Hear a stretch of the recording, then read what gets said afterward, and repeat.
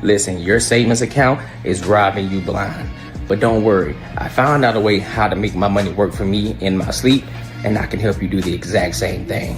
Now, this isn't no get rich quick scheme. This isn't no pyramid scheme. This isn't something just trust me situation. This is legit, and this is something that your every average day person can implement in their lives, and they can really get to a bag. This isn't a short-term play. It's a long-term play. There's a promo going on right now, so you definitely want to jump on it before the price goes up because this is too valuable. The link is in the description, and hey, let's get our money up. Let's get back to the video.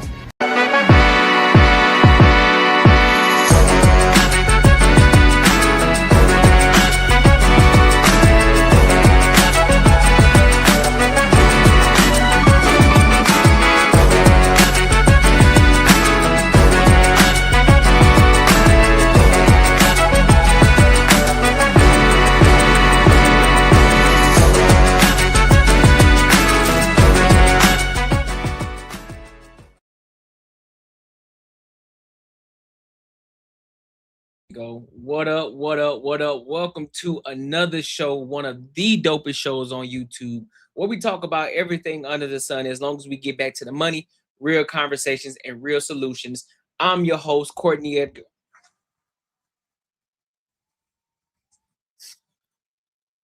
Listen. The past 24 hours have been going crazy on YouTube.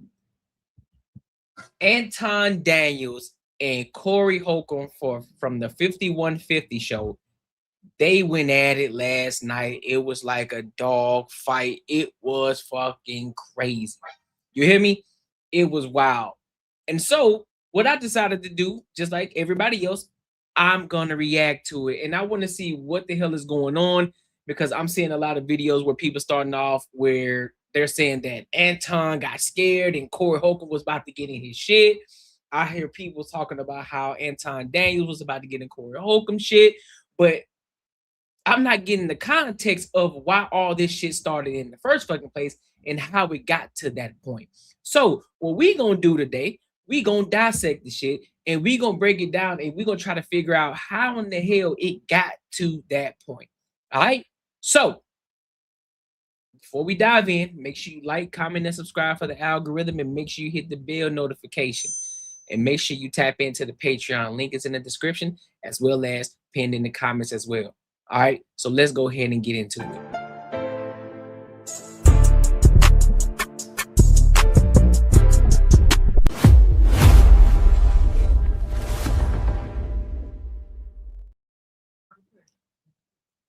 Anyway, let's get to it, man. Let's get to it. There's so much to say. I know we didn't be able to get to it all, but we're going to try. There's so much to say. I got to ask you this off top.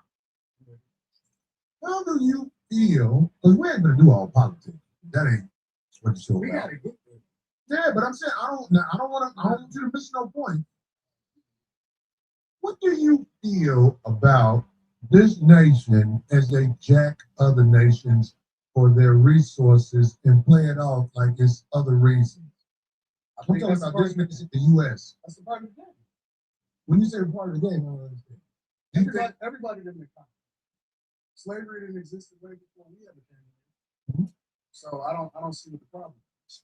Well, I tell you like this. I cannot respect men who claim jack. Like I don't like what? Give me an example. Like United States. No, give me an example of a real life thing. What did they take? United States. Like taking this country? Not just taking this country. How do you think you got here? Yeah, the transatlantic slave trade. You're a smart man. That's so I know all about it. So how it's very hard to be respectful of what is here when me, for example, as an African American male, I know how I got here. I didn't take cheap flight on Frontier here. My people were kidnapped. My people were robbed. They what? They were sold by Africans. You said all the people were sold by Africans? How you think what you think white people came over here in Dallas? Yes. No, they were sold. So they just capitalized off of the better than Africans. Okay, so you're saying that all What's the word? they were brought here were sold by Africans. Correct. So the white people, they were just doing transactions over there. Absolutely. It was capitalism. See, the thing about white people, you think that racism is inherently in them. Racism is inherently in all of us. Facts. Black people is some of the most racist people I've ever seen in my entire life. We don't even like each other. So can I ask you a question? No, let's stay there. Okay. We don't even like each other. And so black people participate. Some of the first slavers in the United States of America was black people. That's the truth. So what I'm trying to understand is, was slavery in the United States before? Slavery existed thousands of years before we got here. Slavery was on every single continent in this world. That's a fact. Now, the thing that's a problem with it is that, and this is the problem that I have.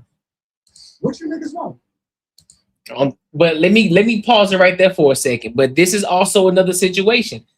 We got our black community who always talking about what the hell happened to us. Woe is me. Listen, we all have read our history books. We know our history. We understand it. Some people know it from like the back of their goddamn hand. They understand the trade back in the day, how Africans sold their own people into slavery, all of those different things. But somehow we still try to figure out how to point the blame at the white man.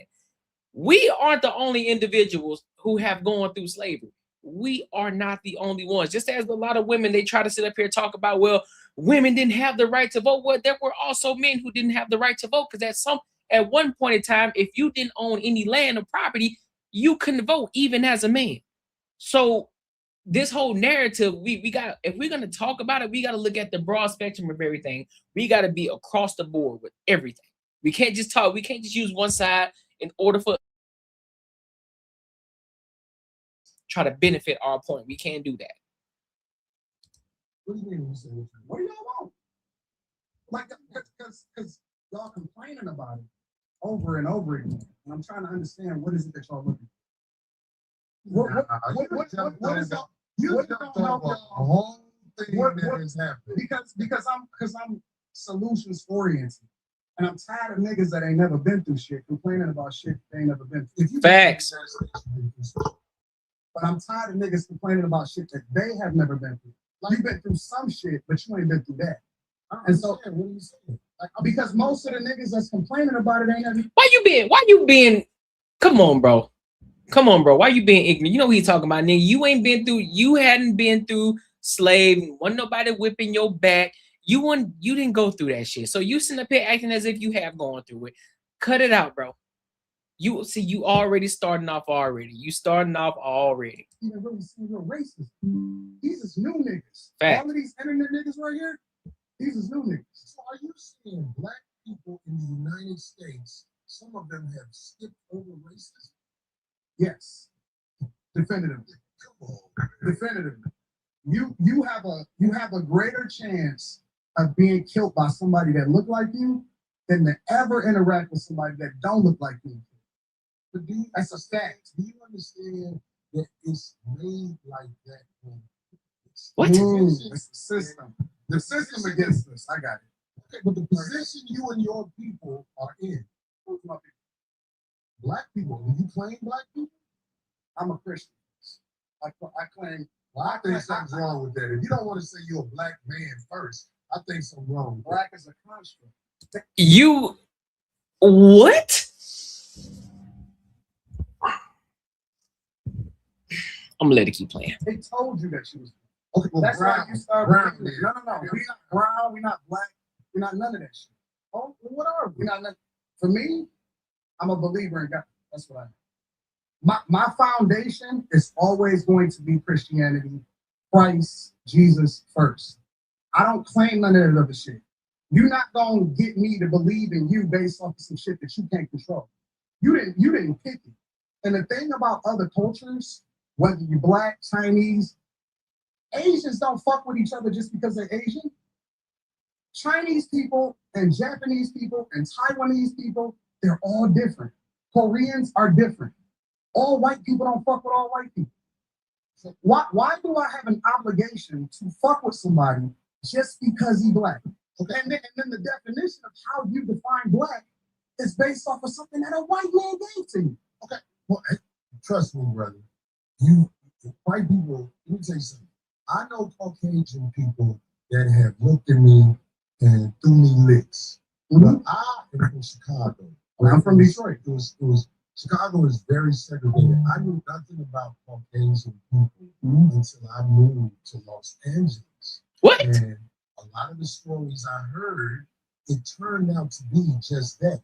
But back to this Christianity, you have to understand this. You were taught that by the people who kidnapped you. Is that a lie? Nope. Okay, so we were taught everything that you know on this earth was taught to you. The racism that you have in your heart is taught to you. You say I'm racist? Yeah, absolutely. Oh, I studied you. Wow. So hold on. That's one part he didn't catch. I don't think he caught it. I don't think Corey Holcomb caught it. Let's keep it going. I don't know a lot of racism in me. But maybe you can show me something I don't know. We're gonna get there. We'll get there. No. When brother Anton Daniels was talking to me on the phone, I knew that we didn't see eye to eye on a lot of things, but I believe we can have a conversation like men. I was like, a lot of stuff he's saying right now, I disagree with so much. But both of them. I'm going to try to make a point because I have the hopes in reaching him in a way. You know what I'm saying? I know that ain't guaranteed. I'm not. And I have the hopes that I'm gonna get sold off of the Democratic plantation. Yeah, because I don't know nothing about the Democratic plantation. Everything that you speak of is a reflection of the same thing that they speak. So you may not claim it, but you're a reflection. Well, if I reflect something that is this Democratic plantation, I tell you what, I really don't study a Democratic plantation. I try to study being a stand-up human being, but when I look in the mirror, I don't see a slick motherfucker. That's what I am. I'm with it. I don't like slick. That's the first thing we agreed on. Okay, well, good. I'm glad we got there. But I get labeled all the time. I was talking to a young lady on the phone the other day. And she said, "I know you hate what's the lady who calls herself a doctor? Oh my God, Dr. Brian." And I'm like, I don't hate nobody. Where do you get hate from? And then I was on the internet. Every once in a while, I look at the pages that use my likeness. Yeah, facts. And I listened to some of the stuff they said, and I was called bitter, and I don't know how to get money. But anyway, coincidentally, today I'm talking to a brother who knows how to work the internet to get money. Facts. You see what I'm saying? Facts. So it's like everything comes in its season for a man like me. I don't say I got all the answers to everything, but I am willing to talk logically to people who I feel like are able to communicate. That's what I'm saying. Because like the stuff you said, you know, I'm like, fuck out of here. Yeah, 100%. And I mean, that's your personality too. Like, you're just one person's taking views on things. This makes it. Excuse me, ma'am. You need a mic, ma'am. You can ask on the mic. Anton, just a clarifying question. What about, are you comparing racism with prejudice? Is it, do you think Black people can truly be racist? What up, Battles On? No, I think that there's a lot of people that hate white people. Like straight up hate white people. And it's very unfortunate because they're not even the ones that's winning over here. We compare ourselves against a group of people that the majority of them was on food stamps and welfare. They would be a disappointment to their ancestors. Fact. Right, but is it true racism a system that controls access to, you know? Well, that's the argument, right? The argument is we can't make sure white people don't get access to certain schools and you know, programs. The main way that they need to be empowered to be racist, to be quite honest. See, that's what I was gonna say. That's the argument that Black people make, is that you can't be racist if you can't actually have an impact on another group of people. So it's supposedly sustainable. It's false. Really? I just seen a guy that used to be the president of the United States of America that wanted to becoming the president of the United States of America the second time, almost get everything taken away. Literally. And he was basically being taken down by black people. Kamala Harris, Letitia James, who was Jasmine Crockett, you know, in New York, Fani Willis, down in Georgia. All of those are black women, specifically that met with Kamala Harris months before they actually started this campaign during the Biden administration. And it's so funny to me because then I have to ask myself the question, well, listen, if this is a construct and if it's all about white people and all of the energy is going towards a person that black people fucked with before he actually ran for president of the United States of America, but we champion Barack Obama. Not me. No. Take yourself out of it. We're talking about the culture. It may not necessarily be you individually, but we as a culture fuck with him. Fuck with who? Barack Obama and his wife. You gotta be Corey, you gotta be honest. Corey, you gotta be honest. A lot of black people, was myself included, because when that nigga, listen, when I used to think the same way that a lot of these motherfuckers was thinking in the Democratic Party, I was like, damn, bro, that nigga got swag, bro. We got our first black president and everything. That nigga smooth before you said that nigga got that walk, nigga. That was the closest thing to a Denzel walk. Boy, that nigga was smooth. That nigga was smoother than butter. You hear me?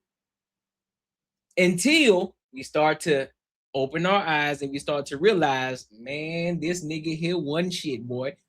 Because most people thought that everything was going to change for the black culture. That's what everybody thought. Well, we finally got someone in it now.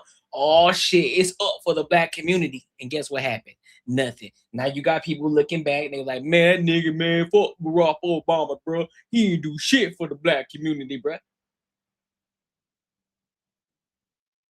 So if you're gonna have this conversation, Corey, you gotta be genuine about this conversation, bro. Take your own personal feelings out of the situation. You know, you've been in the industry for this long. You know there were black people championing this nigga the entire fucking time. Chill out. The culture, we champion him. We absolutely do. And he didn't give y'all shit except for gay marriage. You know I know that. That's why I ain't arguing with you. So absolutely, I'm a Republican. I'm a straight up and down Republican. And matter of fact, people need to really understand their history because Republicans were the party of black people. Facts. It's the original party of black people. They were the party that actually freed the slaves. Lincoln was a straight up Republican. When you're talking about the emancipation, when you're talking about 1865, when you're talking about what we stood for, as conservative means that we're Christians. It means that we don't fuck with that gay shit. It means, I'm telling you, like you said, you don't fuck with the backdoor shit. I don't either. I don't. That's what it's saying. What it means to be a Republican is this, because a lot of people like to say, but this is backdoor your Republicans. We were taught by our parents. We were taught by our parents that we vote Democrat no matter what, right? Regardless of what they stand for, regardless of the agendas that they push, regardless of how much nonsense that we see in our communities, regardless of how many Democrats actually destroyed our cities from Chicago to Detroit, all across the board. We were taught to vote that no matter what. I agree. Democrat no matter what. I agree. But this is the difference between the parties on a very fundamental level, not complicated at all. Really? You're going to see as a difference between the parties? This is the difference. I can't wait to hear this. No. You may say that it's the same type of public politicians that take advantage of the taxpayers and take advantage of the people. The difference in the parties historically is Republicans want less government so you can do what the fuck you want to do. And Democrats want more control, so they want to control what your money is, where your tax dollars go, and what you can do with your money. Okay, so that's the fundamental difference. I'm going to tell you this. And you don't have to believe me. I'm just telling you. The people in charge are not Democrats or Republicans. Kamala Harris is allowed to do whatever she's done. This new president, he's allowed to do whatever he is willing to do or they allow him to do. Everything is allowed. There are people in charge of this nation that flat out run shit. And if ain't nobody got the power to uproot them, then we're going to keep having people paying a whole bunch of money for houses and a fire hydrant don't work in front of it, but they'll charge you for the fire hydrant in front of your house. But we got a less than 20% voter turnout rate in a local election. Well, you understand voting don't work, right? It does. How? It does, but you just missed it. We I have a less. I heard everything you said. I can't wait till you tell me how voting makes a difference in this country. We have a less than 20% voter turnout rate in local. Ain't nobody going for the sucker shit no more. We got to go. You got to uproot the people in power before a real difference happens. Voting is for suckers. It's not. People that don't vote are ignorant as fuck. Well, I guess I'm ignorant because I would never participate in no people sucker that don't vote. I'm gonna show up and vote like a sucker. And not only is it ignorant. We had Republican presidents. We had Democratic presidents. We in the same joint. I'm talking about local. You talking about national. I don't give a fuck. It matters. If you vote, that means you in line. No, if you vote first, the first thing that it means is that you was automatically you already. Any nigga who sit up here and say, man, voting ain't real, I instantly turn my ears off, bro. I instantly turn my ears off, and it lets you know where the conversation's gonna go, because now he coming based off of feelings and what he thinks and what he claims that he knows, but I don't believe it. He can't back that shit up. Respect your ancestors that died for your right. Your ancestors didn't do it like this. No, because people went. Thank you, Battle Zone. Yes. They were all conservative, but they don't understand that though. It's a war when the government tried to overthrow the people and the power of the people. It was wars. There hasn't been a war inside the U.S. where the people who getting fucked over are doing something about motherfuckers with 30 felonies being the president. It's all sucker shit. You keep saying 30. You keep saying 30 felonies, but why this nigga? If this nigga was convicted, why the fuck isn't he in jail? Because y'all continue, all y'all black motherfuckers who hate Trump, y'all continue to keep using the same shit. Well, this nigga got 30 felonies. He got 30 felonies. He got 30 felonies. If they found some evidence on this man, if they found real evidence on this man, he would be in fucking jail, bro. That's a fact. 30? 30. 30. 30. This nigga would be in jail right now. Y'all continue to keep using that same fucking talking point, bro. Let it go, dog. Just let it go, bro. Or every day, it's just not physical anymore. Well, that's the problem. It's here. Physical war. It's not. Oh yeah, I'm good, bro. I'm good upbeat. We're gonna always be talking. But see, real gladiators don't talk. Real gladiators make it happen. And the gladiators, I ain't gonna lie, we are under control right now.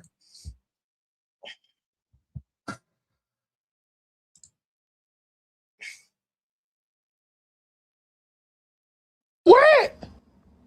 Yeah. Man, look at man, hell no. So if you're a gladiator and gladiators take action, right? Gladiators are about doing, right? They say fuck what everybody else talking about, nigga. It's me. We here. How the fuck are you gonna be controlled? Where that makes sense at? Where does that make sense, Corey? Where does it make sense, bro?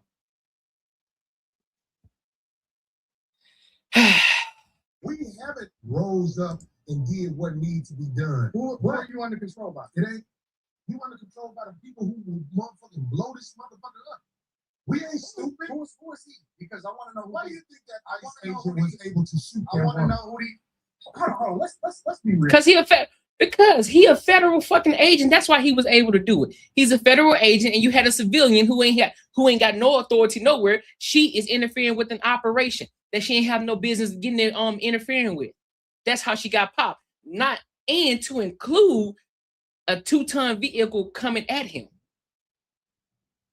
So what are you talking? So what are you talking about, bro? You just saying shit, Corey. You just saying shit. You saying the same shit that you hear everybody else say on TikTok and Instagram, bro. You ain't saying nothing profound, bro. All of that shit that you keep bringing up has already been debunked. And you just continue to keep saying the same shit, and you think you cooking. You ain't saying nothing, dog. Fuck that woman. Well, that's what you would say to somebody you don't know or whatever. No. I'm on the streets. I've been pulled over by the police or the ICE agents or whatever. You in LA. I'm in Detroit. I'm in the blackest city in the United States of America. I can move anywhere I want to go. I choose to stay in the core of my city, and I choose to participate in my neighborhood. I choose to tap to the streets. I choose to put kids through college. I choose to interact and truly use my tax dollars and whatever it is and give jobs. I employ over 50 people. I put my money in my community with my people. So I choose to engage. So when we talking about being in the streets, that don't count to me. I don't. Well, that's what should count. I don't hear that Because shit. out there in the streets where the people live that you helping, they could get pulled over and shot by a cop, and an investigation will be said. But here's the truth. What? We know, if I believe you know this already. What the fuck you When say? the cops shoot you, ain't nothing you can do about it. What the fuck is this man? What the fuck is this man? What the fuck is this man talking about, bro? What is Corey talking about, dog? You know what's crazy to me? At one point, I guess it makes sense once when you're around certain people, right? Y'all ever been in a situation to where you're in a group, you're around a group of people, right? I'm gonna make it even simple for you. You ever seen a group of women? You got that real ugly chick, right? She's like a 2, in between a 2 or a 4. Then you got the rest of the friends that are about 4s and 5s, and you got that one shorty that's a 6. Now, because you got that 6, she's average, but she looked like a baddie compared to the rest of the chicks in the group, right? But as soon as you take that 6 and you put her around some 7s, some 8s, some 9s, she look basic as fuck. This is the same situation that we got with Corey Holcomb versus Anton Daniels. When it's just Corey Holcomb and he ain't got nobody that's actually challenging him on anything that he's talking about or anything that he's doing, it then looks as if Corey Holcomb know what the fuck he talking about. This nigga spitting, bro. Like, this nigga real deal spitting. But then when you get somebody who's actually intellectual and they can break down and give things from their perspective, as well as give you the context behind it, that's intellectual, and it can break it down for you, so that way you can really understand what's going on. Corey Holcomb like a dumbass. He just like an ignorant nigga. Now, mind you, it's gotten him this far. He's doing great. I'm not taking that away from him. But that's what it seems like right now. Because he's just saying the same shit. He's using the same talking points. He's using the same rhetoric that a lot of people are using. Keep saying the same shit over and over. He hasn't said anything profound yet that has made us be like, you know what? I never thought about that. We have heard this shit somewhere before. Tell me I'm lying. That's not what I said. So insane. Is that what I said? I said when the cops shoot you, ain't nothing you can do about it. Is that a lie? This is so insane. But you didn't answer it. Like, I'm gonna answer the question. Okay, I'm gonna answer the question. It depends on the circumstances. And the interesting thing about it is this: the majority of the people, because you like to use a blanket statement. That's like me saying all black people are stupid. Well, have you said all white people stupid? No, I'm talking about cops. You should say it one time. I'm talking about cops. It's easy to say all black people are stupid as an example. Say something about the white people. No. You're not. I don't think you're Well, I didn't hear you. Can you tell me? Because I don't know. Liberal white women literally being the biggest enemy of the United States of America. That's the thing I say every single day. Female, the biggest enemy. Literally, white liberal women are the worst thing that ever happened to this country. What about their men? But we gonna get there, because you keep trying to get me to qualify it by participating and joining in on the court. No, I think you're doing what's easy. No. I'm doing what's real. I think you don't want to go against them. Okay, so you remember at the beginning of this live stream when I said, well, when we heard Anton say, I studied you, Corey. Y'all remember when I said that, right? Now, here's where it all falls back into place. And this is where Corey didn't do his homework and not understanding who the person that he was bringing onto his platform was. If you watch the Millionaire Morning Show, if you watch Anton Daines and you listen to the things that he talks about, he gives everybody smoke. Talks about everybody. White men, white women, black men, Asians, Hispanics, immigrants, all of them. Everybody get it. Everybody get it. And I know a lot of people, oh, bro, you just glazing. No, if you go and listen to him, go and watch his Millionaire Morning Show, it's even kill across the board. So this lets you know Corey Holcomb didn't do his homework. Now he's looking foolish right now. What up, my guy? What's good with you? Because if you go against them, it'll be some video and you going against them. And when I say them, I'm talking about your boss. I don't have a boss. We say that. We say that. But here's the I truth. don't have a boss. It's a reason you go after black males or black people quicker than you will go after white males. What are white males responsible for in this country as today? So hold on. Let me ask y'all a question. I want to ask y'all a question, right? Based off of what Corey Holcomb just said. He said, you're quicker to go at your own people, right? Black people. Instead of talking about the people, the other side of people who got us in this situation, right? Let me ask y'all a question for those of you who may have children. If you got children and those other children are doing some bad shit, they doing some degenerate shit, are you going to point the finger at the degenerate children, or are you going to come back to your children and say, hey, I don't want to see you doing none of that bullshit? Or let's just say your children participate in the bullshit that they got going on. Am I going to point the finger at the degenerate children, or am I going to talk about you? The correct answer should be, I'm going to talk to my children, because guess what? I'm the one that advocates for them. I'm responsible for them. So therefore, I'm going to talk to them. I don't need to let their parents deal with them. I'm going to deal with y'all. So in this sense, why wouldn't I talk about black people? Why wouldn't I try to hold my own black people accountable? Because I want to see better for them. So therefore, I'm going to give you some tough love. I'm going to tell you, stop being a degenerate. Stop being a fuck boy. Stop being a fuck girl. Stop being stupid. Stop playing and stop running it. Stop being a victim. Take ownership of your shit. Take dignity in the things that you do. Get out of the fucking hood. Get away from the Democratic plantation. There's more than enough opportunity out here for you to be great. You just got to go and put forth the effort. You keep talking about you so focused on the white man, you so focused on what they got going on over there, but you can't even get the beam out of your own fucking eye. But you focus on what's going on over there. Take responsibility for your own shit. Y'all say y'all want black men to start advocating for the black community. Guess what? We got to hold you accountable in order for us to do so. So that's part of advocating for the black community. I'm not just going to allow you to say and do the shit that you want to do. You think I'm just going to be quiet and just shut my mouth and say, hey, man, we've been through enough the past 400, 500 years, bro. Because of the white man, bro, we should be able to do it. No. It don't work like that. Life don't work like that. Life ain't fair. Life is not fair. The shit happened back in the day. A lot of y'all hadn't experienced the shit. A lot of y'all wasn't getting whipped on your back. They weren't telling you to say your name is Toby. None of that shit. Your name is Toby. Nope, none of that.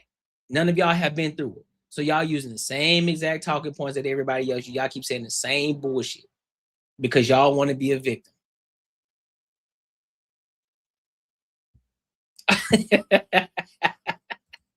I'm just saying, bro. I'm just saying, dog. Accountability smoke. I talk about everything. I'm just saying, I ain't heard you talk about white men when you been up here. You ain't been Facts. You ain't been listening. I've been listening to you. I hear you. If you don't have the capacity to be able to listen, because you're too busy. No. You got me wrong. My capacity that you just criticized, that's an opinion. Here's the fact. Have you seen something about Caucasian males and how they destroyed this nation? Well, what did I miss? Let's slow down because you're talking loud, but you're not saying a lot. So he keeps saying, what did I miss? What did I miss? So he was trying to back him into a trap instead of telling him, like, oh, I haven't heard you say anything today about the white man. But again, like I said, if you actually done your research, Corey Holcomb, you would know. And you wouldn't. This is why it's important. If you're going to bring somebody into your platform, especially with the type of viewership that you got and the visibility that you got, Corey Holcomb, it would behoove you to do your research on the person that you're bringing onto your channel, to your platform. Because you wouldn't be asking this question if you did your due diligence. You think, again, okay, so you think he's a rat, you think he's a raccoon. Okay, what makes you believe that he's a raccoon? Elaborate. No, you talking loud, and you still talking around. What did the Caucasian male do to America? I'm not bringing it down. I'm not getting into that. You dancing around it. And that's why I lose respect for you when you start dancing and kissing Caucasian males' ass. But I don't. Don't do that in front of me because I'm not an ass kisser of nobody. Yes, you are. You suck the dick of these people right now. You doing it. What you do, let me tell you what you do. See, anybody can tell you something. I don't suck dick. Yeah, I don't suck dick. You do. So fix that right now. I don't suck dick. You doing it right now. Believe me when I tell you. I don't do that. I don't do that. Listen. So don't come at me with no dick sucking shit. I'm gonna give you. All right, hold up. Before we continue this, where did it fall apart? Where did it fall apart? Them. And when I say them, I'm talking about your boss. I don't have a boss. We say that. I don't say that. But here's the truth. I don't have a boss. It's a reason you go after black males. Oh, let me go ahead a little bit more. Dancing and kissing Caucasian males' ass. But I don't. Don't do that in front of me because I'm not dancing with them. And when I say them, I'm talking about your boss. I don't have a boss. We say that. I don't say that. But here's the truth. I don't have a boss. It's a reason you go after black males or black people quicker than you will go after white males. What are white males responsible for in this country as the downfall of full accountability smoke? I talk about everything. I'm just saying, I ain't heard you talk about white men. Well, you since you've been up here. You ain't been listening. Okay, so you say I haven't heard you talk about white men since you've been up here. Okay. Cool, but y'all hadn't got to that point. But he already told you facts when you were trying to explain about the Democratic and Republican Party and what the fuck happened back then. He agreed with you when he said that. So you weren't listening because you were too busy talking, Corey Holcomb. You were too busy trying to overtalk somebody and you think you're trying to overpower what the fuck is going on. He agreed with you. But you failed to listen. That's why he said, hey, you moving too fast because I said it, but you too busy. You're doing too much. You're trying to talk. You're trying to overtalk, and you're trying to filibuster. You continue to keep trying to move on to the next subject. You keep moving the fucking goalposts. Stick to one thing at a time. And stop trying to move on because you ain't got shit to say. You don't have anything in order to substantiate what the fuck you're saying. You're just saying shit. You ain't been listening. I've been listening to you. I hear you. If you don't have the capacity to be able to listen, because you're too busy. No. He doesn't pay the white people though, bro. That's where you're lying. My capacity that you just criticized, that's an opinion. Here's the fact. Have you seen something about Caucasian males and how they destroyed this nation? Well, what did I miss? Let's slow down because you're talking loud, but you're not saying a lot. No, you talking loud, and you still talking around. What did the Caucasian male do to America? I'm not bringing it down. I'm not getting into that. You dancing around it. And that's why I lose respect for you when you start dancing and kissing Caucasian males' ass. All right. That's why I lose respect for you. And you start dancing and you start kissing the white man's ass. Now, some people may take that as disrespectful. Some people may be like, nigga, what? Last time I'm gonna let it keep playing. But I don't. Don't do that in front of me because I'm not a kisser of nobody. Yes, you are. You suck the dick of these people right now. You doing the easy shit. Hold up, hold up. That look, hold on, hold on. The look, hold up, the look. I gotta catch it at the right time. Hold on. Hold on. Don't do that in front of me because I'm not an ass kisser of nobody. Yes, you are. You suck the dick of these people right now. You.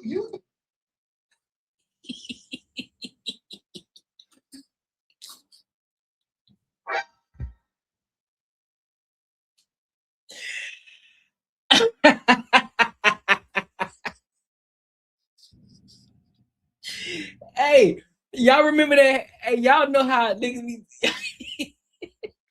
y'all know how niggas be clowning on you. Y'all know how that one dude who just be clowning on you, like I'm talking about just going the fuck in on you. And then you see everybody laughing, and you look at them like, bro, y'all ain't gonna help. Y'all ain't gonna help me over here. Y'all just gonna let this nigga say this shit to me, bro.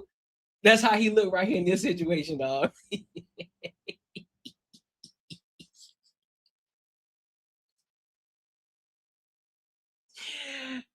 Oh my god. Doing the easy shit. What you do? The way, bro, he got caught off guard with that one. He did. He got caught. He's like, bro, what the fuck? Let me tell you what you do. No, See, let me nobody tell you something. I don't tell you. I don't suck dick. I don't suck dick. So fix that right now. I don't suck dick. You doing it right now. Believe me when I tell you. I don't do that. I don't do that. Listen. So don't come at me with no dick sucking shit. I'm gonna give you the same energy you give me. I don't do no dick sucking shit. I'm a motherfucking man. I don't do no dick sucking shit. I don't give a fuck about nothing. Well, I tell you what, watch that dick sucking shit, because that'll go bad. Call it what you want. I don't do no dick sucking. You say a lot of shit that I don't fuck with either. You Okay, but that shit. Oh, you I know, don't give a fuck about you. hey, homie, I tell you. No dick sucking shit. Don't put no dick sucking shit on me, nigga. I'm from Detroit. Say I suck a dick again. I'm right here, right now. I'm I'm a respect. dance around it. Dance around it. No. I I don't do no dick sucking shit. I'm gonna respect you because it's your platform. You know. I've seen a lot of posts. And the people who say that Corey Holcomb was about to get in Anton shit, I don't see it. Because if you was really like that, and you was really about that shit that you talking about, and that shit, you really found that shit disrespectful, when you really about to do something, first of all, this is what would have happened. You would have already stole off on it because you found that disrespectful. Just because you got the fuck up, because mind you, some people who be on that type of time, nigga, like, hey, bro, what the fuck you getting up for? What the fuck you coming over here for? Like, nigga, what's good with it? You would have really been on that type of time. But the fact that you, hey, move out the way, Darlene, I'm gonna sit right here in front of your face.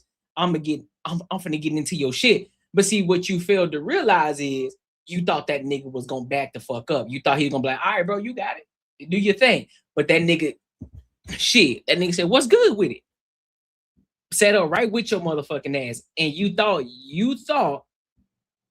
shit was gonna go different. You thought that nigga was gonna back the fuck down. If you was really about that, and you was really on that shit, that type of tough shit that you talking, you would have stole the fuck off already. I don't want to hear that bullshit.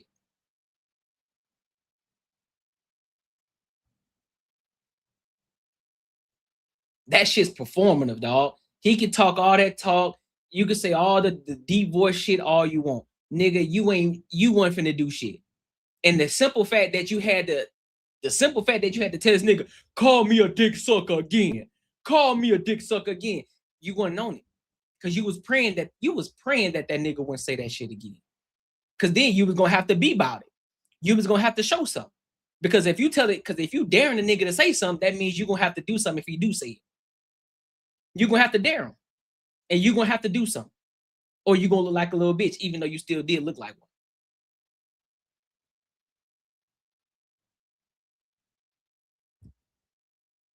And I come out here to have a conversation. Good. Hold on, let me go back. I wanna catch something. I wanna see something. Hold on. I wanna see. Let me see something real quick. I wanna see something. I don't do no dick sucking shit. I'm a motherfucking man. I don't do no dick sucking shit. I don't give a fuck about nothing. Well, Hey, Hey, hold on, bro. That nigga hand shaking like a motherfucker. I'm looking. Hold on. I tell you what, watch that dick sucking shit, cause that'll go bang. Call it what you want. Hey, that nigga hand shaking like crazy. I'm watching it. Look, pay attention to his hand. Look at his hands, bro. That shit shaking a little bit. I'm a motherfucking man. I don't do no dick sucking shit. I don't give a fuck about nothing. Well, I tell you, Bro, what, watch that dick sucking shit. That shit shaking like that shake weight. How niggas be up that bit up there like this. Pause. Shit. Pause. Serious today, but that was crazy. I'm not. That was crazy. I'm not feeding. I'm not feeding. Pause. But his hand is shaking like that shake weight, bro. His hand is shaking. That go bang. Call it what you want. I don't do. That nigga shit that be like that, man. Cause that shit, keep that wedding shit, homie. Cause that shit go bad. That nigga hand like. Maybe it's an underlying condition. It might be an underlying condition. I don't know, but I ain't never seen his hand shake like that before. No dick sucking. No.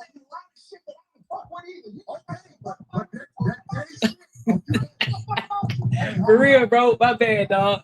Don't put no dick sucking shit on me, nigga. I'm right here, right now. Dance around it. I don't do no dick sucking shit. Look, that nigga hand is shaking, bro. I respect you because it's your platform, and I put out here to have a conversation. We good, But we you're good. not up on me. We good. I did it. Microphone right now. I'm going No, sir. No, sir. Homie, you just running your mouth. I'm not running my mouth. You doing this shit for the internet. You doing it for the internet. That nigga hand shaking, bro. No. If you want I'll show you I ain't doing it for the internet. I'm saying, I'm gonna let you finish. If you want to say Anton, don't disrespect me like that. That nigga hand shaking, bro. Look at that shit. Don't boss up on me because you said a lot of shit to me today that I don't fuck with either. But I let that shit ride because you don't know me. You don't know me. So I'm gonna extend the same respect to you. You called me out of my name. You said some wild shit, especially with regard to how Y'all see his hand? I'm telling you that you did. You can't tell me how I did it. Question for bro. No. Hold on a second. Hold on. We just getting loud. I ain't getting loud. Then don't switch seats. No, this is my show. This is my show. But I said that. Oh, that nigga was trying to boss up, dog. That nigga was trying to temperature check his ass, and it didn't go according to plan. It did not go according to plan. Now he trying to de-escalate the situation. That's what, like, all right, that's it. He ain't say the shit. He ain't say dick sucking again. So this shit, that's it. It's over with. Nah, nigga. Nah. Okay. Just like Quinn. Nah, nigga. Well, it is a credit you calling me dick sucking. That nigga hand shaking like crazy. Man, fuck what you talking about. I don't dick suck. If you want to get back to the conversation, because you ain't gonna do it. Because you're not gonna do it. Come at me with that dick sucking shit again, nigga. You're not gonna do it. Hey, hold up. Look how that bitch start shaking real hard. Watch it. Look, watch his hand. Watch what he said. Watch it. Look his hand. Look. That shit shaking.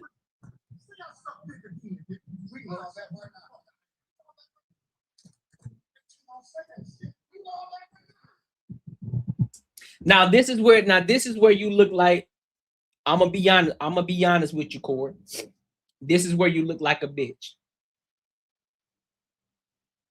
You trying to double dog dare a nigga to say dick sucking again. My nigga, he already said it. He said it twice, actually. He said, yeah, you do suck dick. Yeah, you do suck dick for the black people. Why? Simply because you said he kissed ass for the white man. Now, last time I checked, both of them shits is gay. If you want to, both of the situations is gay. You hear what you're saying out loud, brother? So, with that being said, you can't sit out here and dish the shit and then not expect the nigga to dish it back to you. And then all of a sudden you want to get raw. All of a sudden now you want to press up on a nigga now. This is exactly how you look. I'm good. You the mama. So, at least I'm a girl. At least I'm a girl. And I'm a daddy. I'm grown. I'm a daddy. I'm grown. Stop being your your chest, you making a red. That's exactly how you looking right now, bro.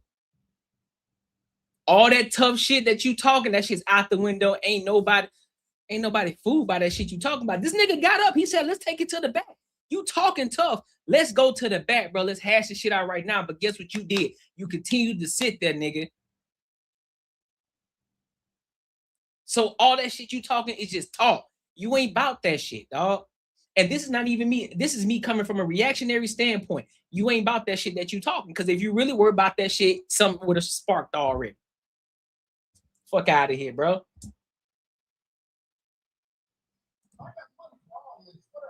I got money for this. What they got to do with the situation?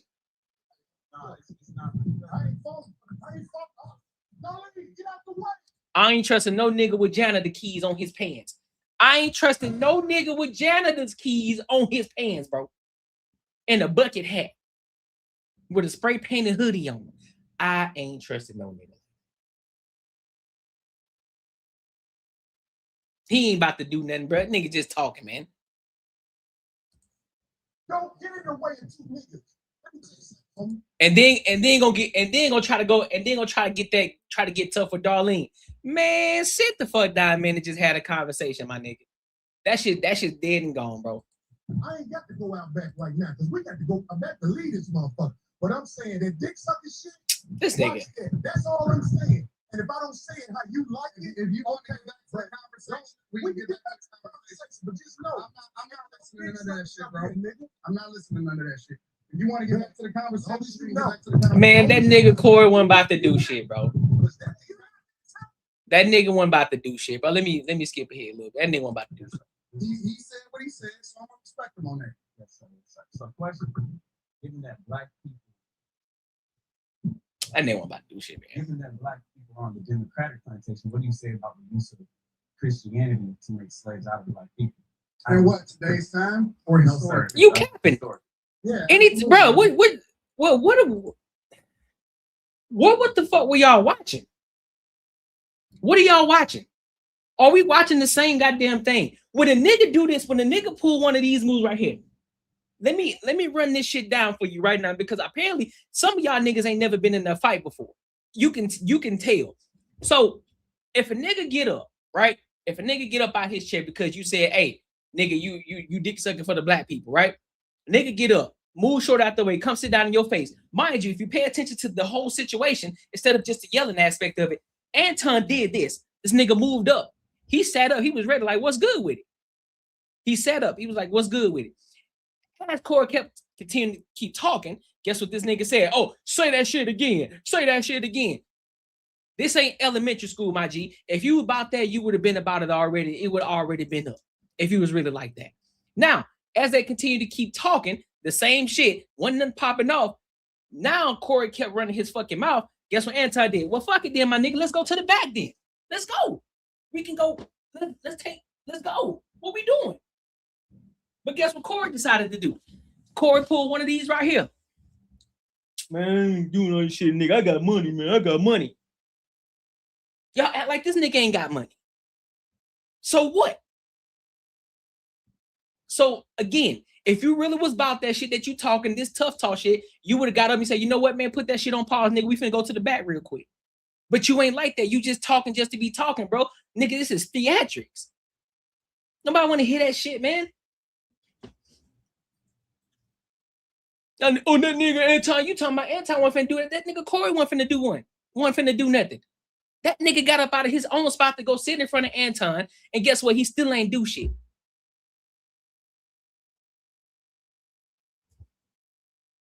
Come on, bro.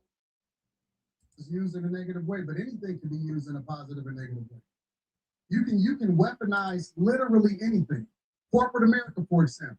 You can use the internet in order to push out propaganda, or you can use it to communicate effectively with the people. You can use money to manipulate people, or you can use it to help people. And so you can't just say that Christianity itself is used. Muslim, the Quran is used in a negative way in order to control people. So it depends on the person. Look at him. He still look at him.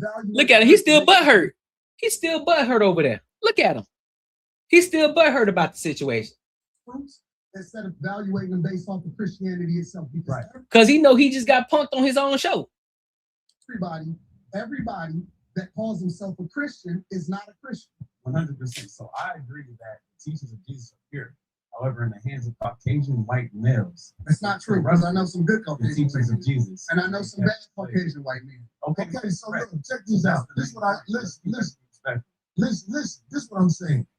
The reason I don't have a lot of people up here at the show is because I know a lot of people aren't initiated when it comes to talking to men of a certain mind state.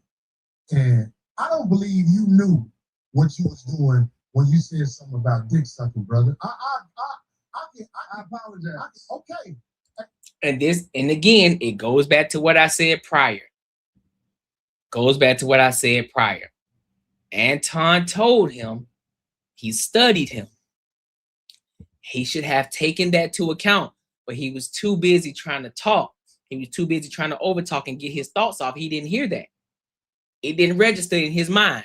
So if a nigga tell me, hey, bro, I've been studying you, bro. So that would let me know you've been watching my shit. You understand how things operate. And if you would have done your due diligence, like I said before, and understood who the fuck Anton is, you'd be like, all right, I know how this man is. You know, he might say some wild shit that'll kind of get the shit up there.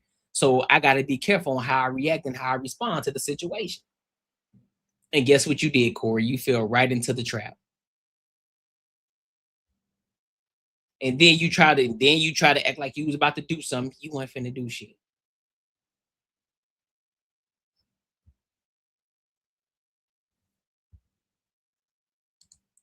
Yeah, that's what I'm saying. If he was really about that, he would have done something. He would have pulled the Will Smith. He'd have walked right up there, slapped the shit out of him, and called it a day. But he didn't. Because mind you, Will Smith went and slapped Chris Rock for talking about his wife in front of him. He didn't say shit about Will. Anton said shit straight about Corey Holcomb. And mind you, he didn't say he sucked dick. He didn't tell him that he sucked dick in the sense of he's doing it. He's saying it as if, nigga, you out here caping for the black community. Just as he was saying that Anton caping for the white community. It's the same thing, but you know, it just ain't go, but nigga get offended some type of way. You know, maybe he got some shit hidden in the closet that he don't want to get out, so he get triggered by it. I don't know. But it's the bad nigga, I don't suck dick, nigga, you know. Come on, bro.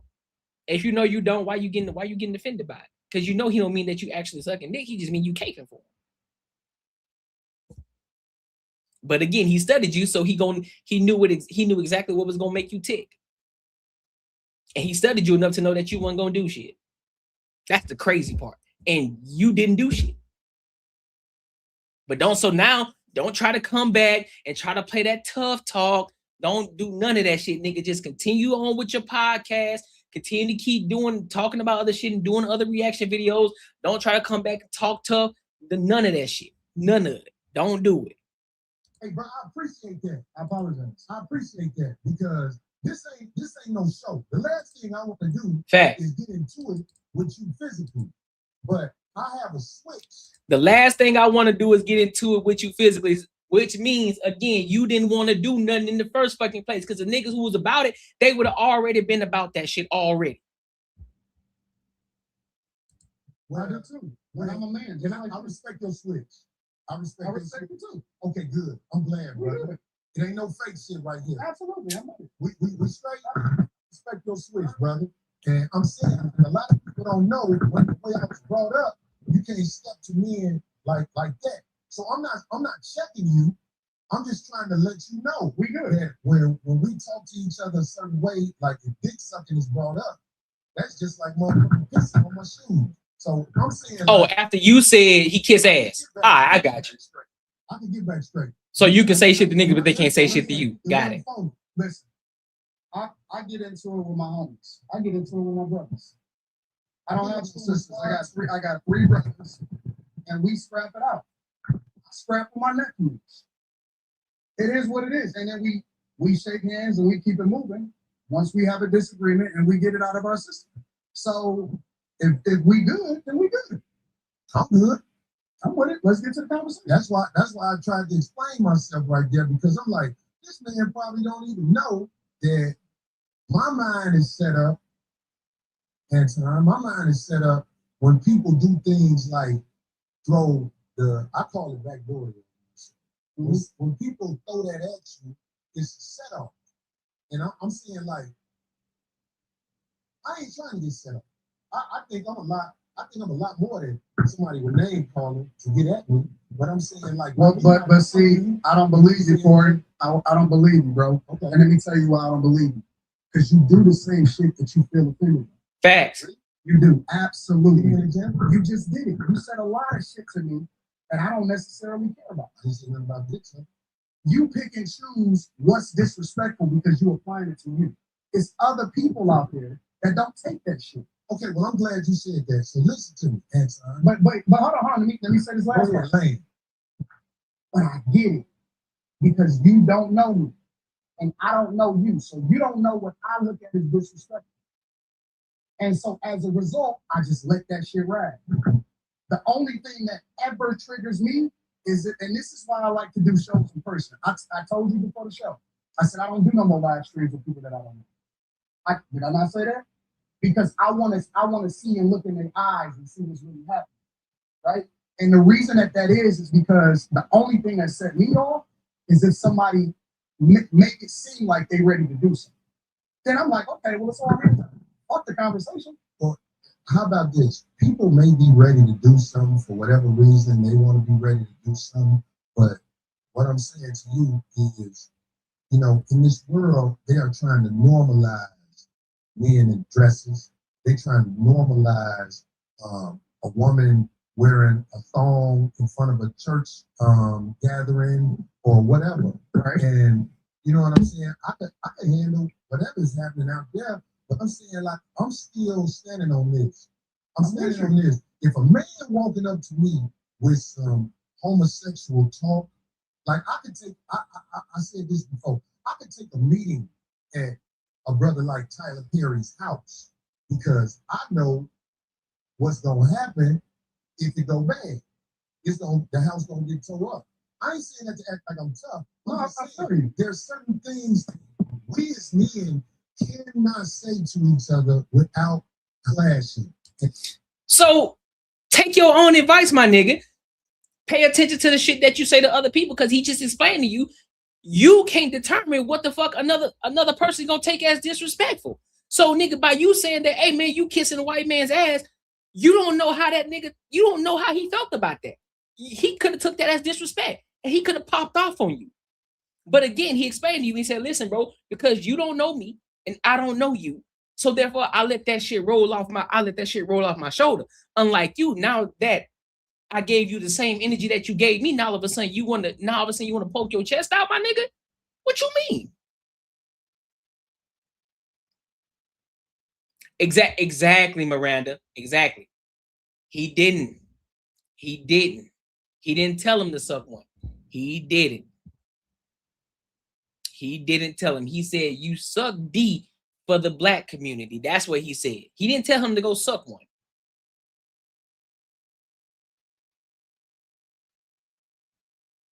He didn't tell him.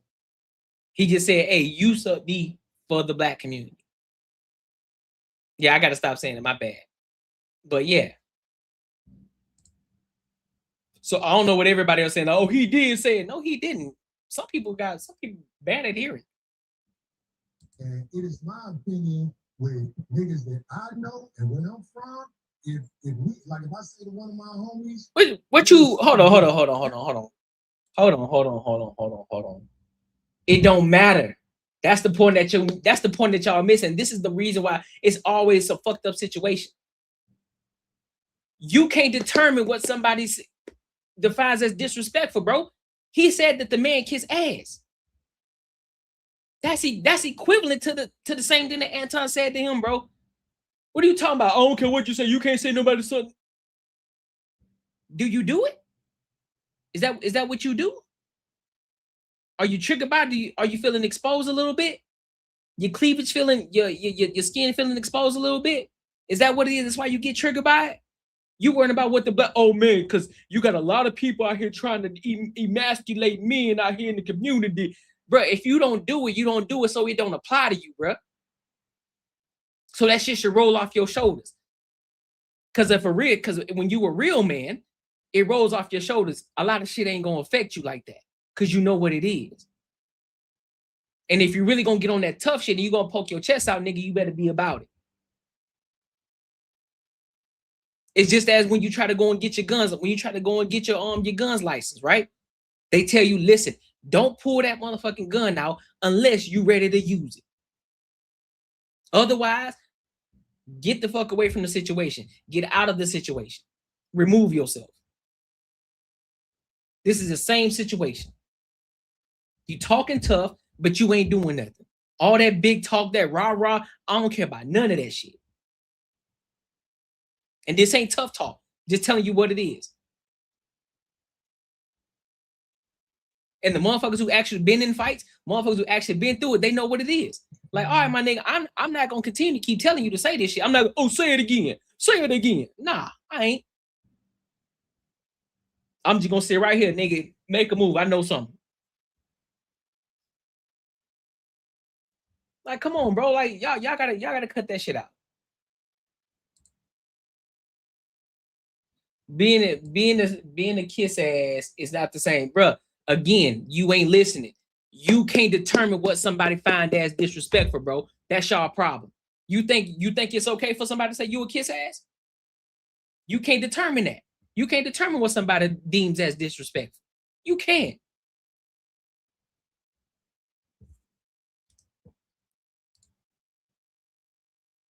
Nigga, I don't gotta keep playing the video if I don't want to, nigga. I'll talk if I want to talk. Everybody will get quiet that we know. And they'll be like, what is that? What is that? Exactly, Miranda. Exactly. So what I'm saying, Corey won't talk no damn politics. If it's one way to get a brother like me, I know brothers who are preachers. Facts. That would put their religion down for that right there. That's all I'm saying, black man. That's all I'm saying. Listen. That's where you at. So I'm gonna respect that. Thank you, brother. I don't want no drama. I swear I don't want no drama, man. Two handshakes. My life is good. Mine is too. I believe you. My life is good. I'm with you. You know what I'm saying? I ain't want you to come up here for that. It's just the simple misunderstandings that we as men can have. Facts. I think older black men like us need to make sure there are boundaries that simply can't be crossed when men are talking. And if you tell me a boundary, Anton, if you tell me a boundary, I promise you, I'm going to do my best. I'm not. When I'm talking to Willie D, Willie D don't like when you call him nigga. I can't go my way not to call Willie D nigga because I can't get with Willie too. For me though, I don't give a fuck about the talking. I don't have no boundaries. I don't care if a nigga say something about me. It is niggas say shit like that all the time. Like that's the environment that we live in. I only care about my real life. Can I ask you a question? You just said men talk disrespectfully to you in your face all the time. No. You did not hear what I said. I said they do that shit all the time. You see it in the chat, you see it in the comments, all of that shit, right? Yeah. I don't care about this shit. Right? That's right, because that's for the internet. Right. So when people say stuff, I don't take it personally because it's not a thing to me. It's just talk. The only thing I care about is what happened in real life. When I cut that shit off in real life, my life is great. Right. Let me tell you something. So my point is that I don't take nothing personal. Facts. Unless it gets personal. Facts. Unless it gets physical. That's the only thing I'm up on. Anything else I can walk away from. Facts. My life, exactly. I can walk away and I'm probably gonna never see that person. Facts. So this is why the chat, I allow them, and in fact, I encourage them to be themselves in the chat. Because this is a computer screen. I'm cool. Listen, I'm cool with you being yourself in the chat too. But make sure you got a profile picture so everybody can see you. Don't talk shit, but then you hiding behind a profile picture. We want to see your face. That same tough talk, we want to see what you look like. We want to see your face. We want to see everything about you. So therefore, when you talking, it's fair across the board. Now we know who you are. It's like, oh, okay, I see. Look who talking. I got you. But see, that's the emotional. But see, that's an emotional behavior though. If any, oh man, nigga, we talking, but see, you can't say certain shit around, nigga. Bro, you can say whatever the fuck you want to, bro. You can say whatever you want about me, dog. That shit gonna roll off my shoulders. It don't mean nothing to me, dog. It don't mean anything to me. It ain't gonna stop me from sleeping at night. Ain't gonna stop me from continuing to keep getting to a bag. Ain't gonna stop none of that shit.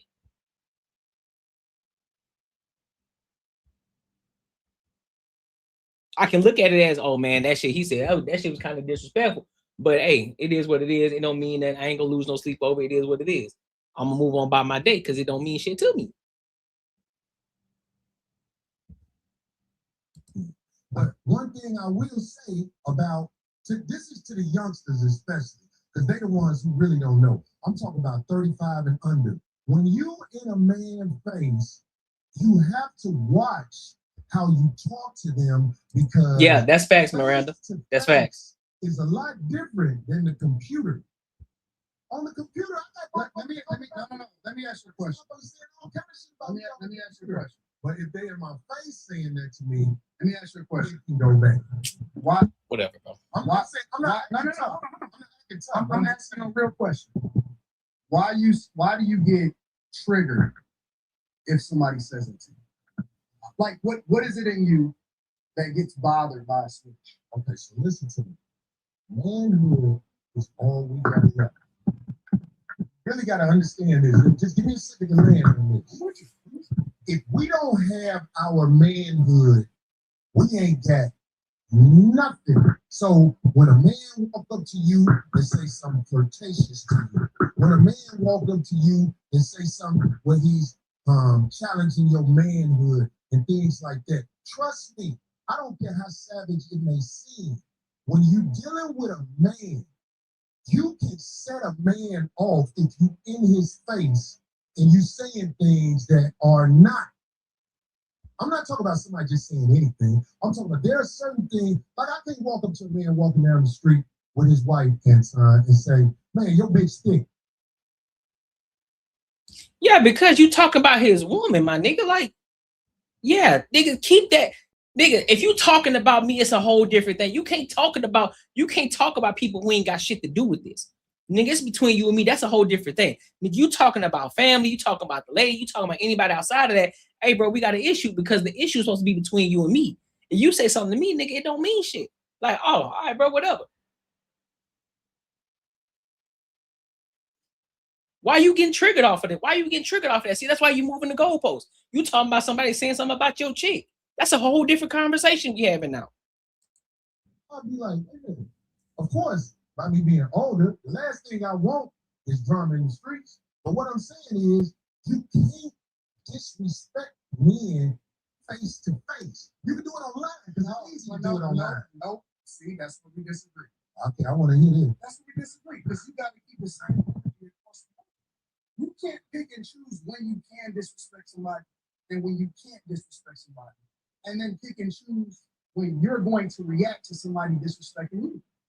You're wrong, bro. You wrong as two left shoes. You're wrong, bro.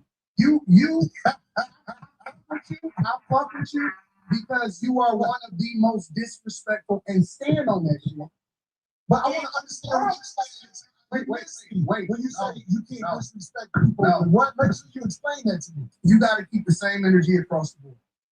I don't understand. You can't say I'm gonna disrespect you online, but then you can't do nothing in person. Well, trust me. I'm not saying what you're wrong about. But listen, talking to somebody in person is different than talking to somebody online.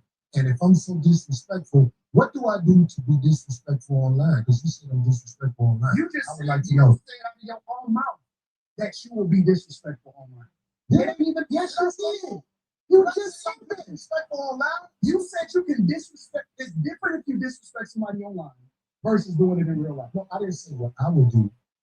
How is it different? I said if somebody in the chat room is saying something disrespectful about me, I don't hold that against them because they're. What about when you're talking about real people? What do you mean? If you comment on somebody and you give your opinion on real people, he lost him. I don't want to go back and forth. I'm trying to make sure you understand what I'm saying. Do you understand what you're saying? Whatever I say online, giving an opinion of something is different than if I said disrespect. How can you determine whether or not somebody feels disrespected? Well, feelings is one thing, man. You felt some type of way? Yeah, because ain't nobody finna stand in front of my face and talk to me like they on my level when it comes to homosexuality. Like that'll start a war.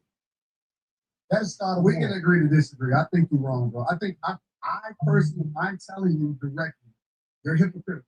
Okay, well you can say that. I don't think I'm gonna win that argument with you now. But what I am saying to you, Anton, is when you are talking to men face to face, trust me when I tell you this, man, it's different than online.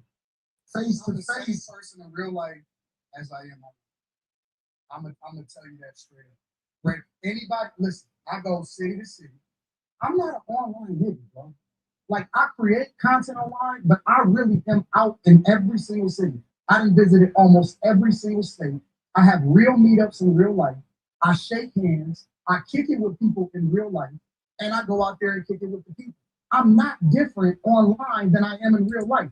People may think that because they may have never met me in real life, but I keep the same energy. I reciprocate. Or I'm willing to walk away unless... Yeah, for sure. We're just gonna figure it out from there. But the fact of the matter is, I don't switch up. See, I'm not going to talk about you online. Hold on. I'm not going to talk about you online. And then when I see you in real life, I'm going to be like, man, you know I'm just playing. I'm not that type of nigga. Yeah. Either I fuck with you or I don't. But see, that's just one scenario, Anton. What I'm saying to you is this. Just leave what I'm saying to you. I ain't saying it to offset what you just said. I'm trying to talk to you, man. And I'm not a tough guy either. I'm not either. I'm not a tough guy. I'm not a tough guy. I don't even want to portray like I'm a tough guy. But what I'm saying is, when men stand between each other, there is energy that is being transferred. And trust me, when men disrespect each other face to face, motherfuckers can die. I agree. That's why when I'm talking to a man, especially face to face, I try to make sure I don't go over the line. And if I ever go over the line, I can apologize. What I'm saying. I understand what you're saying and I agree. Right. Why is it only face to face? That's what we disagree. Well, anything I said, I will say in the face of a man that I said it about. All right, well, I don't go there to try to I don't have to shock jock, even though that's something that people say easily. Oh, he's shock jocking. No. Anything I've said about anybody, I will say right to them if they stand in front of me. And I would like for somebody. So here's my thing though. Okay, you don't do it for shock jock, right? You gonna talk your talk the way that you talk, Corey. Cool. We got it. But here's the problem though. You can't sit out here and dish this shit out and then not expect the nigga not to say some shit back to you, bro. That's the issue. That's the confusion right there, bro. That's where the friction lies. You say some off the wall shit, but then when the nigga meet you with the same energy, you want to get upset. You take that shit to a whole new level for no fucking reason. You supposed to be the comedian, my G. You supposed to be the comedian. This is your show, so you should understand. You should already understand and listen, man. I know what type of dude I am. I know I be saying some wild shit sometimes. So I gotta understand that if I do say some crazy shit, I gotta be willing to take that shit too, because not everybody's gonna sit back and just not say nothing. Some niggas gonna say, some niggas gonna clap back at me. And you gotta be willing to take that shit. And you can't tell a nigga what he deemed as disrespectful or not. That's the problem. That's the point that you missing, bro. You trying to go all across the board and, oh, nigga, see, when two men stand face to face and there's this energy between the two. Fuck all of that. If you're gonna talk crazy, you gotta expect the nigga to talk crazy back to you, and you gotta be okay with that. And if you ain't okay with that, you gotta stop talking crazy then. Simple as that, bro. It's not rocket science. The shit ain't hard. You up here talking about what a man would do. Listen, bro, a man will understand this shit. He will understand. If you a real man and you understand the first, listen, bro, I can say some wild shit and I know this shit can go left if I say something crazy. So I'm going to do my best to hold frame and they understand who I am. I'm going to dish some shit out, but I can't get upset or I can't feel some type of way if that nigga say something back to me, bro. I got to let that shit roll off the fucking shoulders. I'm gonna let that shit roll off the shoulders, my G. And we keep going back and forth. You know what I'm saying? Like, come on, dog. You bugging. You bugging. You bugging. But as a black man, I would never tell another black man that he's sucking. Man, it don't matter. It don't matter. You keep talking about as a black man, nigga. You shouldn't tell that to no man. Cross the board. It ain't about it as a black man, as a black man. No, as a man, you shouldn't say that to nobody. But however, you got to understand too, you can't dish shit out either. You can't tell somebody how to respond to you, bro. If you tell me I'm kissing ass for the white man, you can't tell me how to fucking respond to you. You can. Because I can deem you telling me I'm an ass kisser for a man. That's still the same thing. That can be looked at as the same thing as you saying sucking D, bro. That's the point that y'all ain't understand. That's the point that y'all aren't comprehending. That's what you're not comprehending. You can't tell me what the deem as disrespect. So I can look at that as disrespectful. And I can come back at you with some harder. Pause. Anton sucks and is a loser. Corey is a loser that sucks. What are you talking about, April? What are you talking about? What is the thing, April, that makes both of these men suck? Because he's clearly telling you that he doesn't suck. Now here's the thing. If they were to come at you and say some wild shit about you, they go in on you. You can't be upset about that. That's all I'm gonna say. You don't know these men. You haven't hung out with them. Y'all see, that's the problem. That's the problem with y'all now. Y'all get so caught up on social media shit, you don't even know people in real life. Y'all just be saying wild shit. You just say shit. Anton sucks is in the loser, and Corey is also a loser that sucks. You don't know these men personally. You don't know what they got going on. They can say the same shit about you. They can say that April is a loser. She everything under the sun, but a child of God. They can call you a 304. They can call you a backbender. They can call you a night walker. They can call you everything. You just saying shit because you may not like their point of view or the things that they say. Cool. That's y'all problem. Oh, I don't like it. They suck because I don't agree with the things that they say about certain people. Grow up.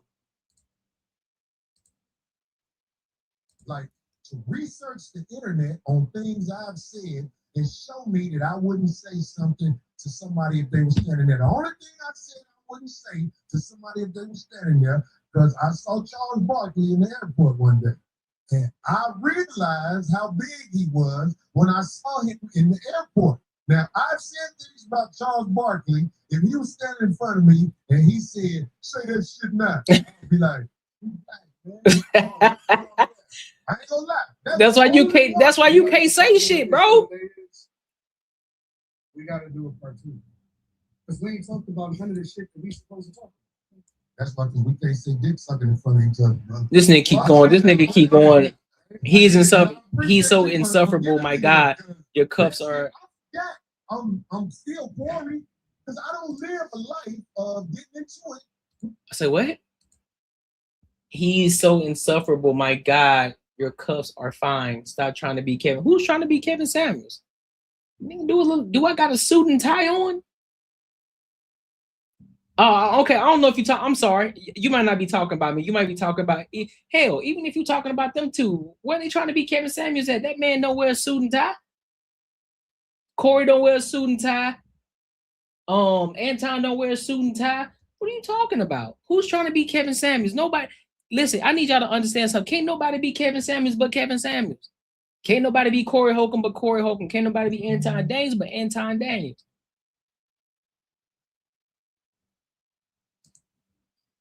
Lying liar with incorrect information. Who are you talking about? What incorrect information? What are you talking about? You know what, April? Because you saying wild shit, you got to put something in the super chat. I'm about to start putting the tariff on y'all. Y'all just be saying wild shit. I'm about to start putting the tariff on y'all. If you gonna say some wild shit, you gotta put it in the super chat.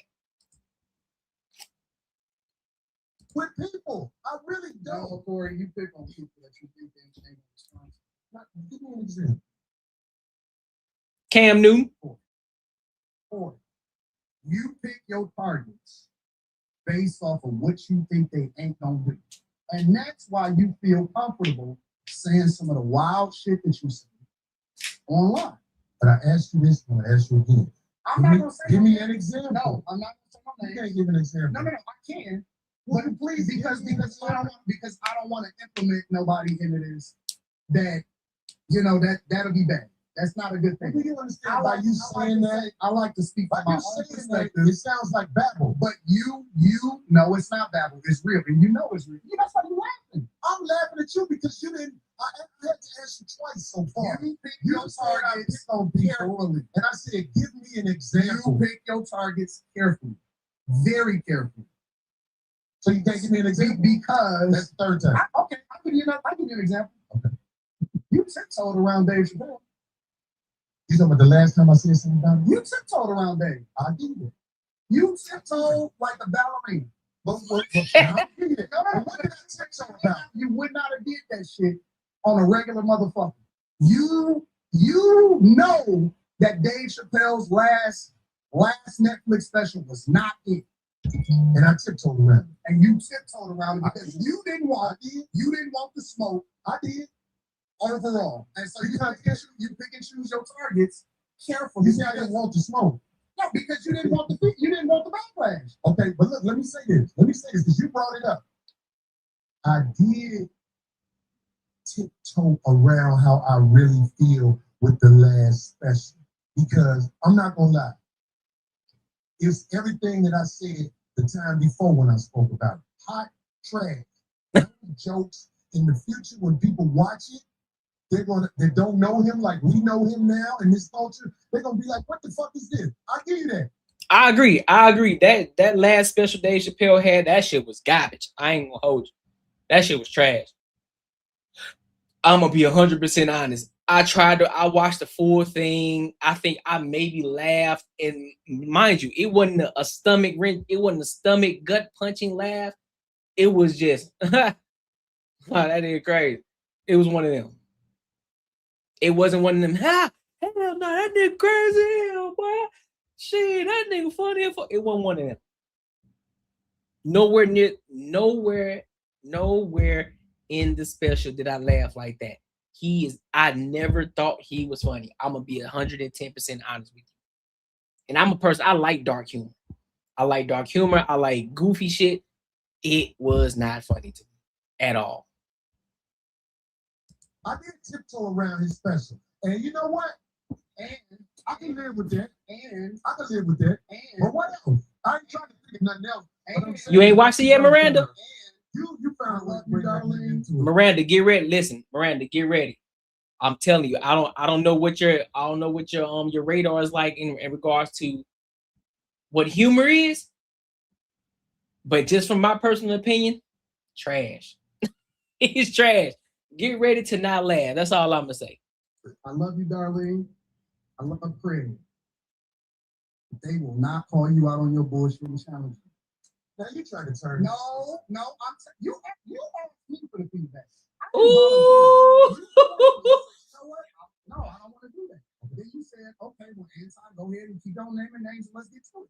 Okay, well, let's get to it then, if that's what you want to do. Well, how about this? Can I because Darlene is real chill, and she not gonna cause no friction. And Craig is happy to be here. Okay, so Craig Schmidt.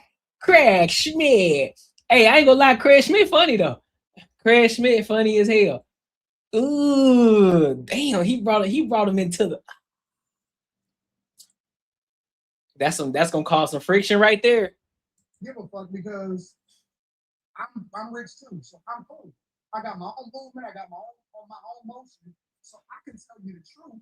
And I think that you also surround yourself with people that will not challenge you because you big dog to me.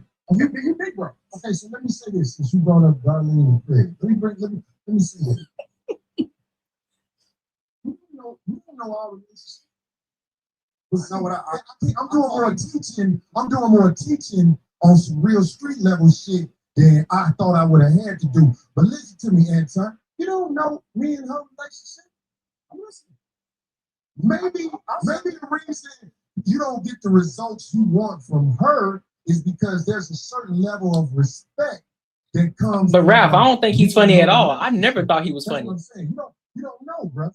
So that's what I'm saying. I'm not talking about you. I'm being honest with you. Even in the Dave Chappelle show, there are some iconic moments in the Dave Chappelle show, but I never thought it was hella funny. I'm being 110% honest. I never thought the whole Dave Chappelle show was funny. There are some iconic moments. There are some moments I'm like, that nigga crazy, you know what I'm saying? Cold-blooded, all of that. But I never thought it was gut-wrenching funny. I never thought it was a knee slapper, you know what I'm saying? Her, I'm not talking about you talking about her. I'm talking about when there's certain subjects that come up on your show. But yeah, he do get to a bag though. That's for sure. Man, come on. I'm just saying. Sometimes you get bullshit. Nobody calls you out. Now I'm trying to teach you, but I don't think you catch me. Okay, you don't know my relationship with this woman.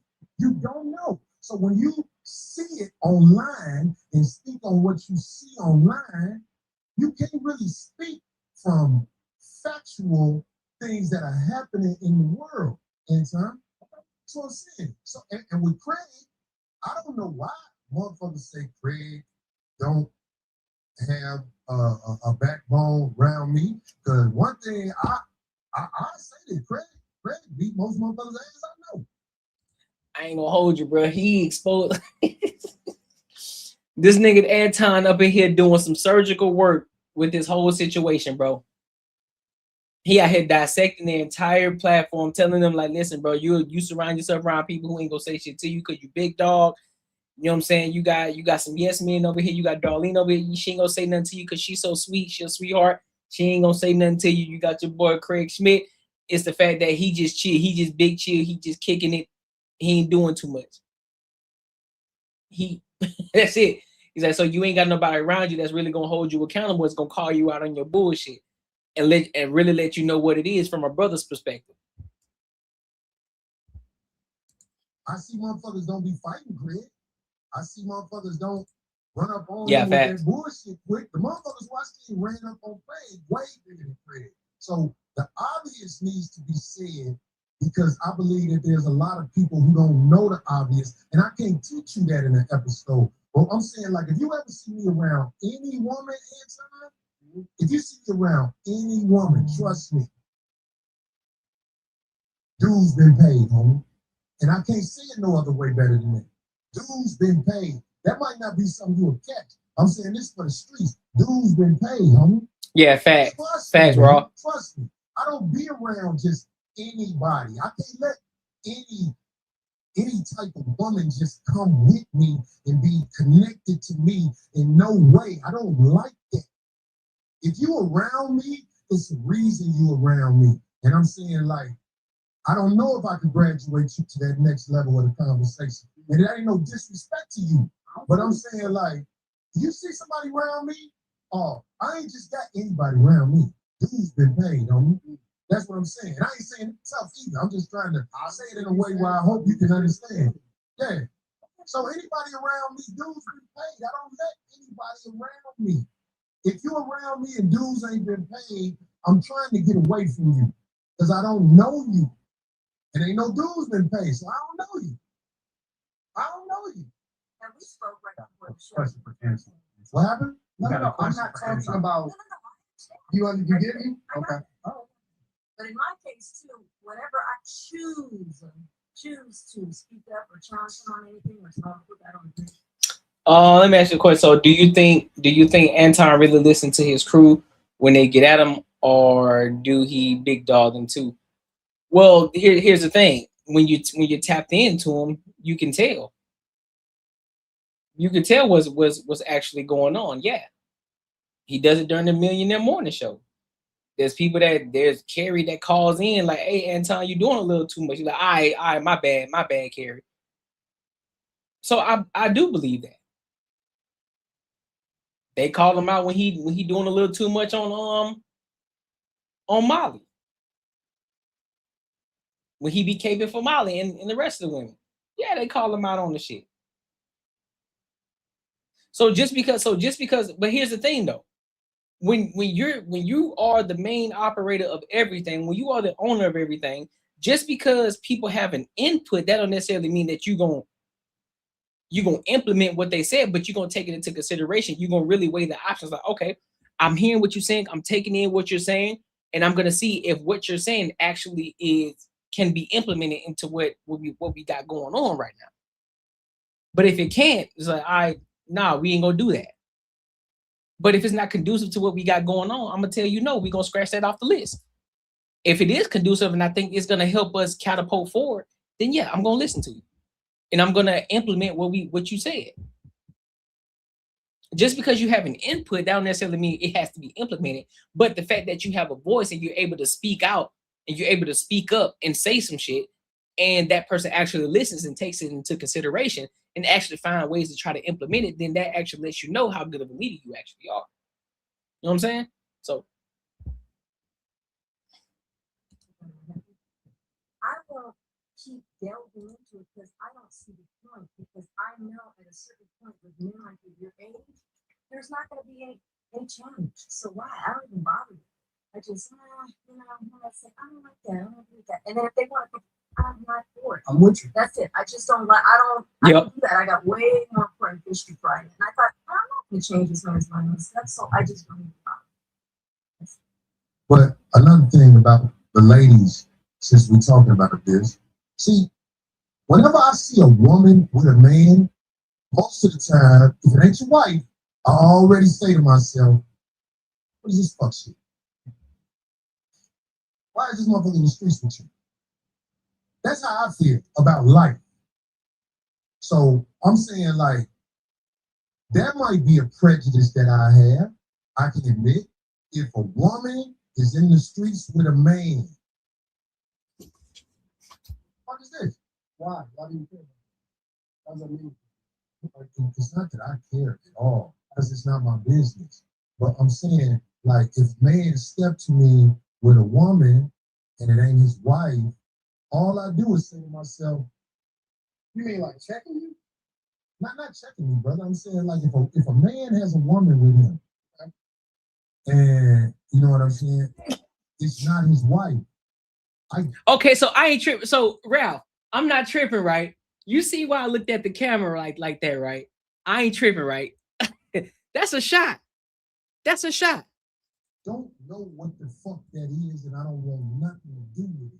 That's all across the board as I've gotten older and wiser. Like, if a man got a woman with him and he say, hey, hold on, man, how you doing? This is my lady, so-and-so, so-and-so. It makes me say, okay, this is his lady. That's what that is. But I'm saying, like, if a man is in the streets with a woman, sitting next to a woman, and all like this, whatever, and this bitch ain't been explained, I'm like, hold on, what the fuck is this type of shit? Especially if it's imposed in any way. That's what I'm saying, G. And I know you know what I'm talking about, because you ain't gonna act like you ain't smart. You smart than a motherfucker. I don't know what you're talking about. Wow. Somebody introduced him. I don't know what he's talking about. Oh, this nigga. This nigga throwing salt, bro. This nigga throwing salt. Because we already understand what's going on. Listen, we gonna come back to it. We gonna come back to it. I don't want to get, for the people who hadn't seen what happened yet, we gonna come back to it. There's people in the chat say, what is Corey talking about? All the uninitiated don't know what I'm talking about. I'm uninitiated. Especially if I know that person. That's how I believe it. This is what I know. This is what I am. So all right, so I guess I can go ahead and explain it to you. So Anton has a wife, right? Has a wife. She already is on. She already understands what the fuck is going on. So the chick that Anton has with him is Mika. She has her own podcast on YouTube. So the actual point was for him to bring Mika onto the show 5150 to promote her show, to let everybody know, hey, go check out Mika shit. This her boom, boom, boom, boom, boom. But see what Corey's doing He's trying to play the game raw. He's throwing salt, throwing shade, trying to make it seem as if he on some backdoor shit, trying to backdoor his wife, but his wife is already up on game. She already know what the fuck is going on. But he trying to put that shit, he pillow talking right now. That's some sucker shit. He pillow talking right now, and he don't even know what the fuck is going on. That's what's going on. But again, it's gonna come up later. I admit that I am a C student. What? In life and everything. In school and everything. I'm a C student. So the way I like to do it is I like for people to break it down to me like a C student. Help me to understand like I'm barely graduating. Break it down to me like a little child. The way that you would talk to a child. Like a second grader. You know what I'm saying? And it's easier for me to digest. I like that you said that. But see, I'm at a stage of the game. I ain't got time to talk to kids. Why not? I don't got time to talk to kids. My kids grown. And I'm saying, like, if they ask me to go to the school and speak to the children, I would tell the children to do what's right. Because I know that's what they're supposed to do. I'll be like, listen, do what's right. Whenever you get that feeling like you're doing something wrong, then, step back and do what's right. That's what I would tell kids. That way I would be a boy, that's so surface level. Don't nobody know what the hell you talking about, boy. No. Let me tell you what my translation is. This is my translation. I don't want to substantiate my argument. I don't want to break it down to where you'll actually understand it, because you may be able to break down what it is that I'm saying. So I choose to only speak in riddles, and I also want to speak in parables, because then I can say, well, if you don't know, you don't know. You don't get it. I might get it. I might know exactly. Because that's why a lot of people say when people don't know how to explain themselves, or they really don't know how to break shit down, they'll say, well, if you know, you know. Nah, nigga, I don't know, so tell me. Well, shit, I guess you just missed it then. Nah, nigga, tell me what I mean. I want to know exactly what it is that you said so I can understand fully exactly what you saying. What you're talking about. But I might act like I don't know what you're talking about because I want you to substantiate your argument. Facts. So that's what I stand on. But that's why I say break it down to me like a C student, so that I can truly understand exactly what you're talking about. So that we all can understand it, because we all may need to learn something. Right. So look, what you said, you said you don't, but what you said in there, that was a key word. You act like you don't know. And I know you act like you don't know, brother. I have no idea what you're talking about. You just said it. Believe me. Feel silly. He said, really trying to, look, it was an intense moment in here, Anton, and we trying to make it where it is professional. We trying to make it where it ain't what everybody said might be, or whatever the fuck. Because I ain't with all that. I ain't got to go to war with no man who visited our show and probably didn't understand one thing, how I was thinking, and I probably didn't understand one thing, how he was thinking. Corey not gonna have me back on the show, y'all. You funny, man. You not gonna have me back on the show. If I wasn't gonna have you back on the show, I wouldn't shook your hand. I hope you believe that. When I caught myself, he said, "What the snow bunnies at?" You know what I'm doing now, Phil? They out here somewhere, bro. I'm gonna get me back on the show. But it ain't work by saying that he's not going, because it ain't gonna work like that. But I'm saying, Corey don't like this, dog. He don't like this. Corey don't like it. Why are you talking to that man over there? Because I gotta talk to Phil. I'm talking to Corey through Phil. You know what I'm saying? You know. Here's the thing. Them games when niggas get into fights. I'm telling you, this is how I jump off. Corey not gonna have me back on the show, because Corey is not having fun. This is gonna be one of Corey's best shows, but he's not having fun with it. And Corey, I ain't gonna hold you. He wasn't lying. Everybody reacting to this shit. Everybody and they mama is talking about this shit that's popped off. I'm not gonna hold you, bro. This is not me glazing. This ain't me doing nothing, bro. This nigga is a genius. He understands what he doing. He been doing his fucking homework, dog. He know. Got to call it for what it is. That's why he's where he's at right now. a feeling. I'm more of a results-driven guy. Corey seems to be the type of person that goes off of how he feels. If you notice, I'm doing a lot of explaining to you about how the line can be crossed, but you're doing a lot of telling me what I am. I think that's homosexual behavior. Oh, shit. Seems to be, meaning that I'm leaving open the door to get corrected. I want him to correct me if I'm wrong, but I still want the freedom to be able to get my opinion. So you don't want me to get my You thoughts? can have freedom, brother.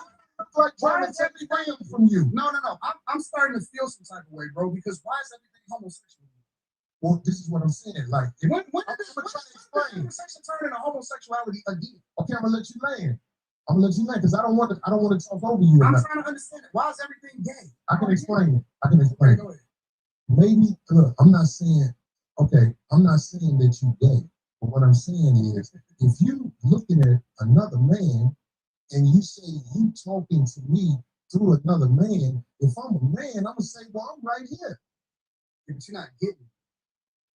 You still talk about me, homie. This is a gay conversation. It's not. I don't. When you talking to men who play in riddles and stuff like that, I'm telling You talking in riddles. you ain't never been to jail, have you? I ain't never been to jail. I could tell. You been to jail? Nope. So what the fuck that mean? What the fuck? Corey, what the fuck are you talking about, bro? This some ignorant nigga shit, bro. This is exactly what it is. Corey talk like an ignorant nigga, bro. He talks like an ignorant nigga. I can tell you never been to jail, huh? I can tell you never been to jail. Yeah, nah, I ain't never been to jail. Have you been to jail? No. So what the fuck was the point of you saying that then? Dog.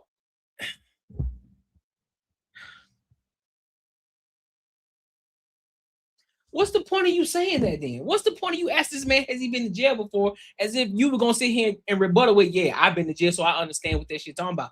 Nigga, you ain't never been to jail, so why the fuck you bring?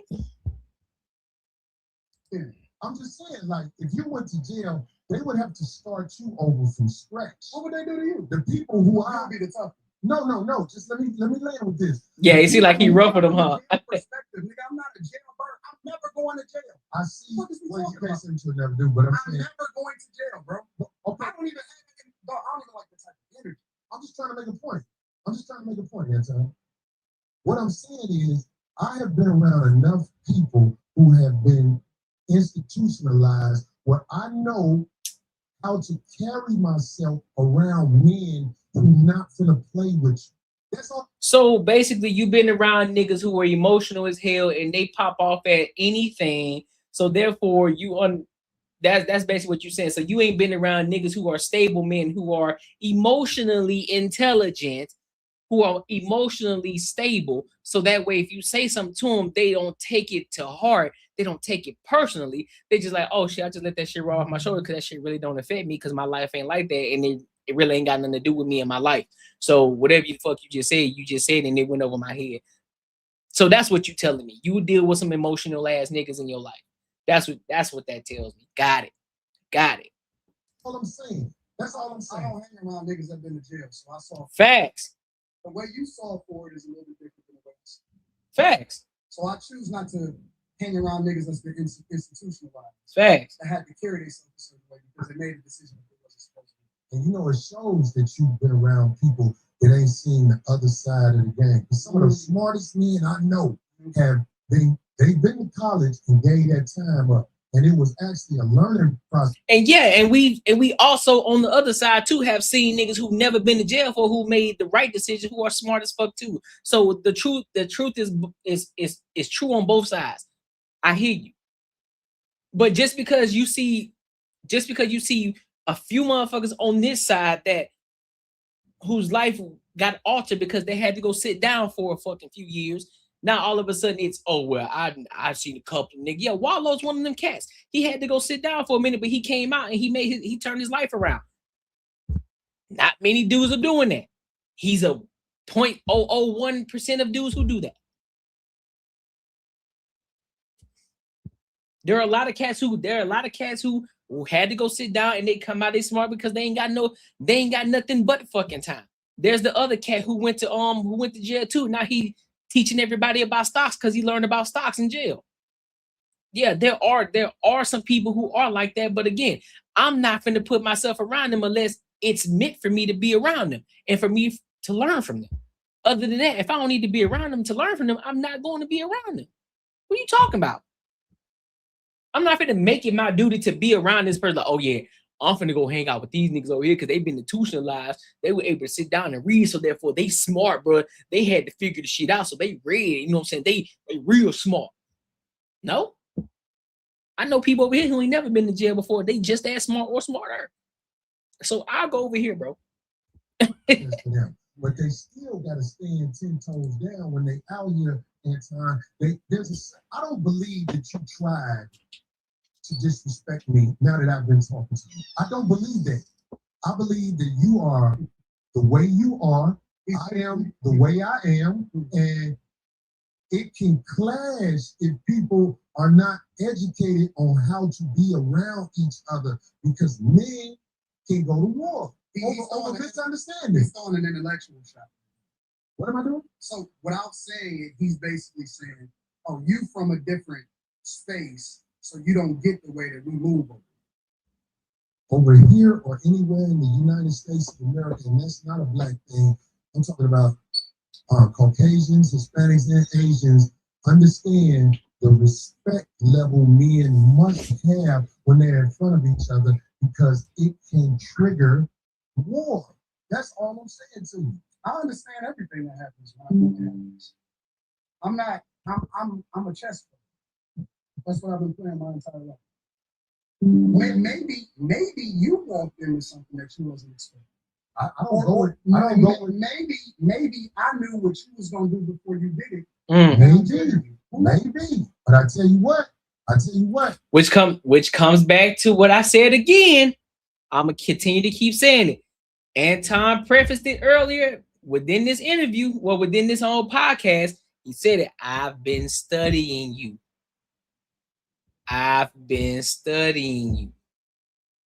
He didn't catch it, and I still don't think he grasped it. That's a dangerous game to play, especially if you got a life that you live in. Because I'm telling you, man, there's a lot of people in the cemetery that didn't know it was going to happen like that. Oh, God. That's here. I try to walk under the code. There's a code out here. No, you don't. And that's why I said, I don't walk under the code? No, you're hypocritical. I told you that to your face. I'm a hypocrite, but what are you talking about? You're a hypocrite. You're a hypocrite when it comes to specifically you moving by a code. I don't understand what you're saying. Because you understand. You can say what you want to say when you want to say it, and that people are supposed to respect the way that you move. But I don't think that you move the way that you're supposed to anyway. I want this thing to be studied, because No, that's fair. That's fair. That's what I'm saying. That's cool. You know what I'm saying? You spend time behind the wall. You know what I'm saying? That ain't no disrespect to you. But I'm saying though, I'm not finna go out and search for it. He's championing the shit. Well, shit, I hang out with these dudes because they understand what it means to be behind the wall, and they smart about it because they tell you what it is that, you know what I'm saying, what's the shit that what's disrespectful, what's not. No. A lot of them cats that went to jail in the first fucking place is because they did some shit off some emotional shit. Not all, but a lot of them. They did some shit. Now they still sitting behind. Now they still sitting behind the wall because of an emotional decision that they made. True. Brother Anton is talking about everybody else but himself and white men. This is a fact. I like this chat. Let me tell y'all why I like the chat. Everything but himself and white men. No, listen. I told you I want to come back and have a full conversation. Or we can talk about it right now. I ain't got nothing better to do. Study this episode. Shout out to shit on Caucasian male. Shout out to the shit on I'm not gonna shit on nobody. Yeah, you shitted on black people. You shitted on motherfuckers. I feel like I shitted on you. To your face. To your face.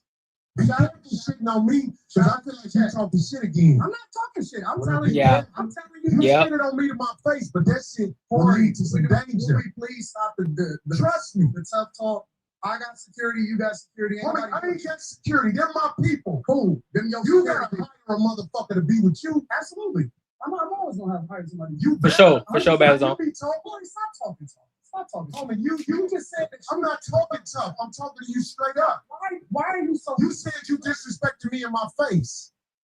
And then you act like it was all good. I disrespected you to your face. So I'm confirming what you said. You felt disrespected. So I'm telling you that I disrespected you if that's the way you felt. Is that not what you said? You said that out of your mouth. And so I apologize when you said that you felt disrespected. No. The reason you said you disrespected me in my face.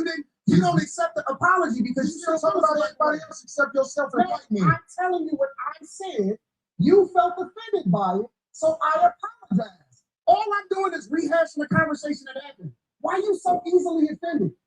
We just talking about me. It sounds like I'm arguing because I'll be around bitches and they tell. And he's still saying wild shit. I feel like I'm arguing with a bitch, sir. But you got the audacity to get offended because a nigga said that. Oh, you sucking dick for the black people. So it's okay. It's okay for you to say whatever the fuck you want to say. It's okay for you to say whatever it is that you want to say. But can't nobody say shit about Corey Holcomb. That got it. I get it. You can say whatever you want. As long as you're on your platform, you can say whatever you want. You can get as disrespectful as you want to get. But can't nobody say nothing back to you remotely close to what you said to them. They just got to take that shit to the chin and keep it pushing. I got it now. Got it. Me about myself all the time. Be gone. No. That shit don't hurt no feelings. It's probably better this way. Because I just proved my point. Be down. So you proved the point. Homie, just gone, man. Just gone, man. You gone. You didn't just be here. Hey, homie, get your bitch ass the fuck on. And walk over there with your bodyguard and your bitch, nigga. Walk over there with your bodyguard and your bitch. I got shit to do. Don't bring bitches up here, dog, that you ain't finna stand on. Man, that's some whole shit. So now that we're here now, Miranda, if you're still in here, this is what we were talking about. So he was out here throwing salt. So it's basically almost like pillow talking, right? He out here throwing shade without saying shit. Oh yeah, but see, because the thing about me, dog. So he was being sly the whole fucking time. He thought he was slick, but people are already up on game. He out here throwing shots. And so, see, that's the thing I don't like about certain niggas. You know what I'm saying? You got to understand about, you know, when you're around certain men, you know what I'm saying? They got certain people and certain women around them, bro, and they don't tell you about this chick. You know what I'm saying? It kind of rubbed me the wrong way type shit. Bro, you out here throwing shots the entire fucking time, bro. And then you out here playing the victim. You get to say whatever the fuck you want to say, but can't nobody say shit to you, bro. That's real hoe shit. That's real hoe behavior. That's real bitter baby mama, bitter woman, feminist behavior that you talking right now, dog. That's that shit that we talk about. That's that shit. And you trying to pull this whole, see, because real man, see what a real man, and here's another thing about me, bro. A real man ain't got to tell you he a real fucking man. A real man's gonna move like a real fucking man, bro. He gotta continue to keep telling you, see, a real man gonna do this. He just operate like that, dog. He just operate. He don't have to self-proclaim. He just move like that. He just operate like that. Everybody already see it. They already know. They already feel the energy when he walk through the room. And this is whole behavior that you got going on right now, Corey. Real talk, bro. And don't bring your bitch over here. Don't do none of that. Fuck are you talking about? You don't know what they say. You don't know what they got going on. You don't know what that situation is. You don't know if he talked to his wife about it or not. You just saying you out here out nigga shit because you emotional. Nigga, that's an emotional move, nigga. And you out here talking about, oh, I hang around these jailbirds. You know what I'm saying? Cause they teach me what a real man is. A real man ain't gonna do that shit. Nigga, that's a man code, bro. It ain't your business what they got going on. It ain't your fucking business. If you was gonna try to hold him accountable, nigga, call him after like, hey, bro, what was up with old shorty? And then he would have elaborated and told you what that situation was. But because you was moving like a hoe, You exposed yourself, dog. That's what happened. Hey, if he saved your life, that's cool. Hey, that's it. I'm not saying that he didn't save your life. I'm not saying that y'all look up to him, whatever the case may be. But I'm talking about in this specific situation, in this situation right here, this entire situation, this entire podcast interview, he been moving like a hoe, dog. Constantly talking about gay shit, constantly keep trying to refer to something being gay, but he's the one that's operating in that same energy. Getting offended because he dishing shit out, but then when somebody dish it back to him, he get upset. Oh, bro, know what I'm saying? You know what I'm saying? I said you kiss ass, but you can't tell me that I saw it for the black people. What you mean? But yeah, you out here throwing shots, trying to play dumb, trying to call this man out on the public podcast. That's whole shit, bro. No, you're right. He's not God. You're right. He's a comedian. He's not God. But guess what he's not doing? He's not operating like a comedian either, though. He ain't said shit funny this whole time.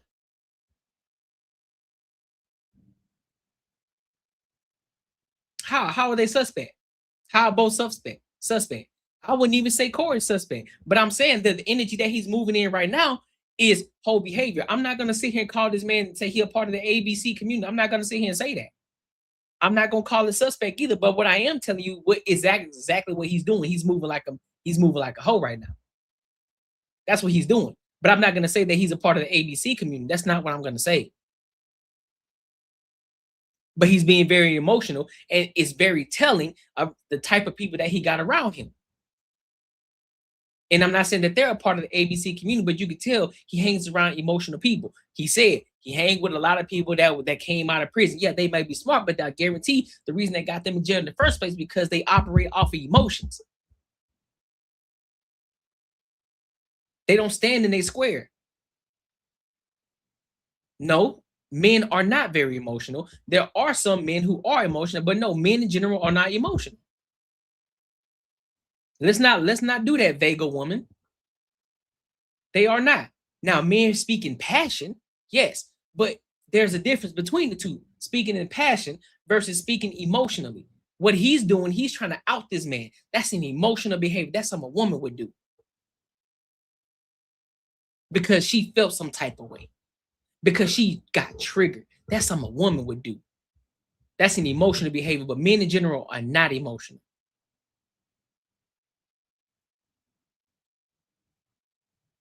Men in general are not emotional beings. They're not unstable. Yeah, you're right. Passion is an emotion, but it's not unstable. Men are not unstable creatures. Men are very stable.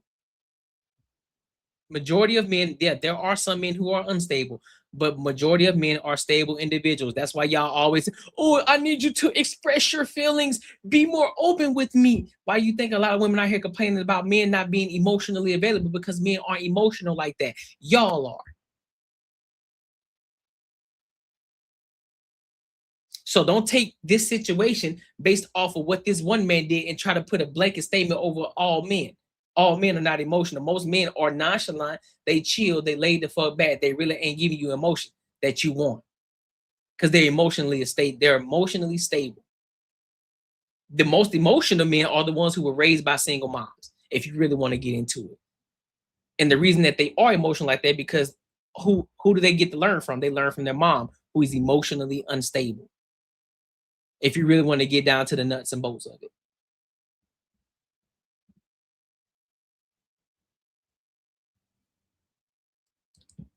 Remember I told you that. Lies my ass, King T. Lies my ass.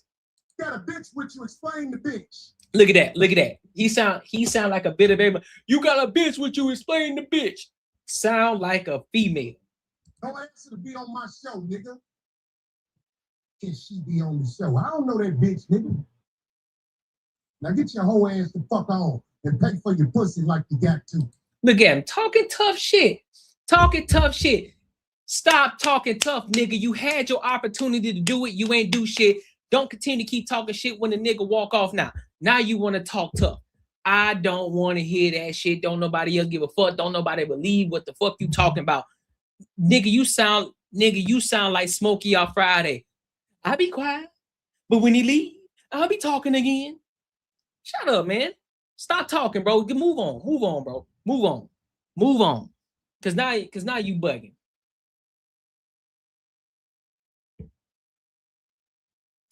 Fake ass nigga. Now he talking tough. Go get you a bodyguard because the nigga be slap the shit out your bitch. Go get you a bodyguard because the nigga been slapped the shit out you. Nigga, didn't you sit right in front of him? You had the opportunity to smack him. You had the opportunity. You didn't. So all that tough talk, nigga, throw that shit out the window. Don't nobody believe you, bro. That's over with.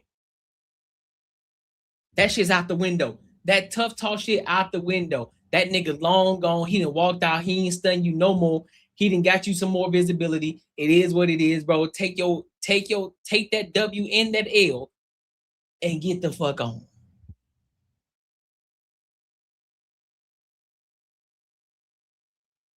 Threatening acts violence against his brother. Man, listen, bro. That's why I'm be up here calling me, look, my brother. That's why I don't say none of that shit. Look, brother. Man, get out of here. Just because we the same skin tone don't mean you my brother. I'm gonna keep it a buck with you. Yeah. I got shit to do. I ain't gonna follow that nigga out the door. I am who I say I am. No, you're not. No, you're not. No, you're not. Friend. No, you're not. No, you not. No, you not. You just got exposed publicly, my nigga. All of that shit after the situation where you had the opportunity to do something, you didn't do it. You didn't stand on business. You got called out. Now you out here being emotional like a woman. Who's your bitch, nigga? Who's your bitch? You out here throwing shots before it got to this point. Bro, cut it. Cut the theatrics, bro. Cut the theatrics. Nobody want to hear that shit. Fuck on. Who the next motherfucker to come up here? What up? There's a new word in the dictionary called rage bait, right? So that's what you just witnessed. Rage bait. Let me say something. New word. That ain't no new word. Okay, bet. Let me tell you something. New word. Where I'm from. Hell nah, he ain't want no. About sucking dick, nigga. It's on. And he knows. I don't know nothing about no niggas saying nothing Facts. to no nigga where niggas talk about suck dick and niggas be ready to swing. Niggas be ready to swing, but you ain't swing shit, nigga. Ass out of here, nigga. This is why I can't stand niggas like this, bro. You still talking shit. And this is where, and I get it, your people gonna ride with you. Your people gonna ride with you. They ain't gonna out you in public like that. But I hope Craig Schmidt, and Dana let that nigga know, like, hey, bro, ain't no reason for you to talk tough no more. You had the opportunity, you didn't do it, you didn't stand on it. So all that shit that you talking about afterwards, you could have cut that. You could have let that shit alone, bro. Because you kept talking. You was sent by this nigga the whole time. You had an opportunity. Now you want to talk shit. Then you try to out this man. Bro, like that's as a friend, you should have said that's some whole shit that you just did. That's whole shit that you just did. But let me move forward real quick. I wanna go to something else real quick. Let me see where we at 2 hours. You said it was at 2 hours, bro? Let me see if I can find it. Hold on. Give me a second. Give me a second, y'all. Let me see if I can find it.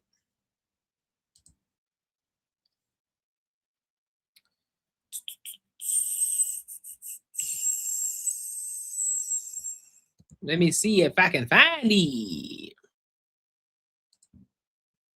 Okay, so hold up. Now, what I'm gonna do, I'm gonna go to. Matter of fact, do I want to do that? No, fuck it. Let's do this. Let's go here. Let's go here.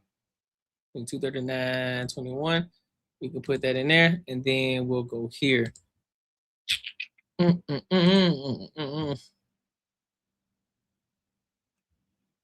Let's go here with it.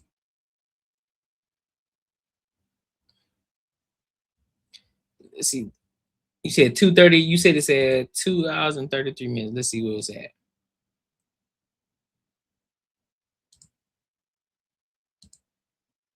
Let's see where we at. You said 2 hours and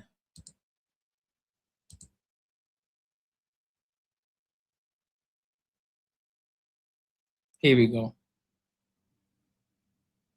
Oh, he was still talking. All right, here we go. Right here, last little bit. Let's go right here with it and remove that.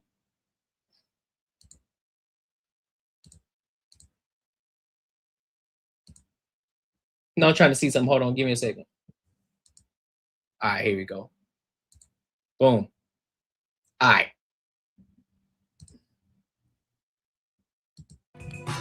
Did they say we back? We back? Oh, okay, shit, nigga. God damn it, we was playing the music. 5150 music. Hey, nigga. Hey, give me that beat.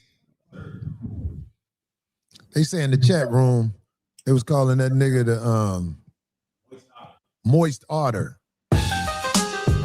Yeah, you got to turn it down a little bit on the speaker, if you know what I'm saying. Out here is too loud right Turn the speaker down a little bit. Yeah, they got on headphones, so they don't hear me. Okay, yeah, give me a little more. Yeah, they call the nigga Moist Otter, huh? Yeah, nigga. 5150 solo Holcomb and D. Check it out. Listen. Moist Otter, you a hoe. Say that dick sucking shit again. Yeah, nigga, you know. Moist Otter, you a hoe. Talk that dick sucking shit again. Nigga, you know. Man, let me move on, bro. This nigga talking crazy shit. Corny as fuck. That shit's corny. That shit's corny. That don't nobody believe you. Don't nobody believe you. Now you can rap in front of a nigga. You talking shit. Boy, get the fuck out of here, dog. On everything, bro. Get the fuck out of here, bro. Don't nobody believe you, Corey. That's factual. Don't nobody believe that shit you talking. Don't nobody believe shit you talking about, bro. Leave that shit on the shocking new video has been released from the cell. Leave that shit over there somewhere else. You know what I'm saying? Find them new niggas over there, some shit like that. Don't nobody believe you, bro. All right, so let me go to this other one. So right after that, Anton he goes right over there to after hours, and then he talks about the situation. So let's look at what he's talking about.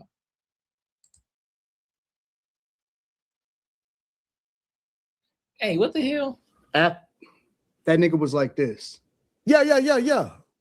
He was holding the microphone like this, nigga. That's okay. That's the honest to God on everything. That nigga was shaking like a stripper, bro. That nigga was shaking like a stripper. Just to be partial, that's usually how I act before I hit somebody. Yeah, but I see. Listen. Okay. Listen. I'm not gonna I get real like fidgety, like what the fuck am I about to do? Listen, bro. Listen. That tough shit. This is what I was taught as I was growing up. You never imply that that's what you're gonna do and don't do it. You never imply that that's what you're gonna do and you don't do it. Because here's the thing: if he was hanging around them so-called niggas who've been sitting behind the walls for a while, he would have already understood that. He would have stood on business, but he didn't. Now I get it. Now looking at this from a business aspect, I get it. You don't want to fuck up the bag. So that's why Anton told you, say, hey, bro, we can take this shit to the back. You talking crazy right now. You talking like you about to do something. Let's go to the back so we can't fuck up the money, homeboy. But you ain't doing that because you still sitting there and you still talking and running your fucking yaps. That's what you doing. But you ain't doing nothing.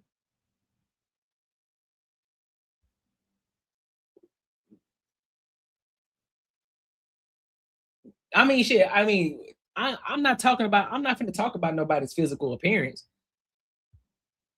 I really don't care about the physical appearance. I'm not talking about them how they look. I'm talking about the situation. So that's something that y'all can do. That's something that y'all can talk about. I'm not talking about that.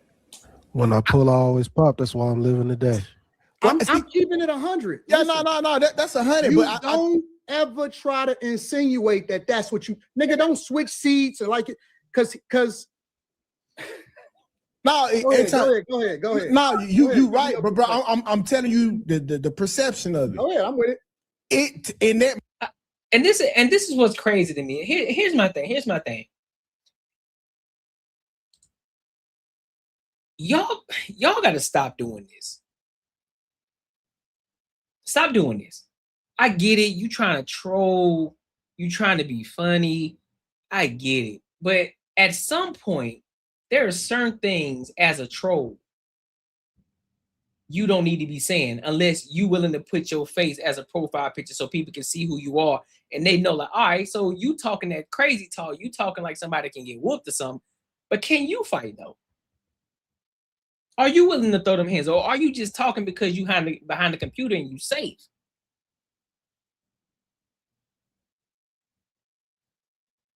Y'all got to stop doing that. If you're going to be a troll, that's cool. That's fun. You know what I'm saying? It can be funny sometimes, but sometimes y'all do a little too much. And then on top of that, you sit behind a profile picture. Can't nobody see you.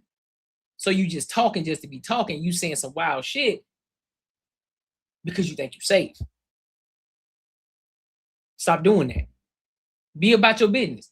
If you're going to say something crazy, put your profile picture up so people can see you, so they can know what you look like. So they can also troll you back and talk about you. Don't just sit behind a letter B and just talk.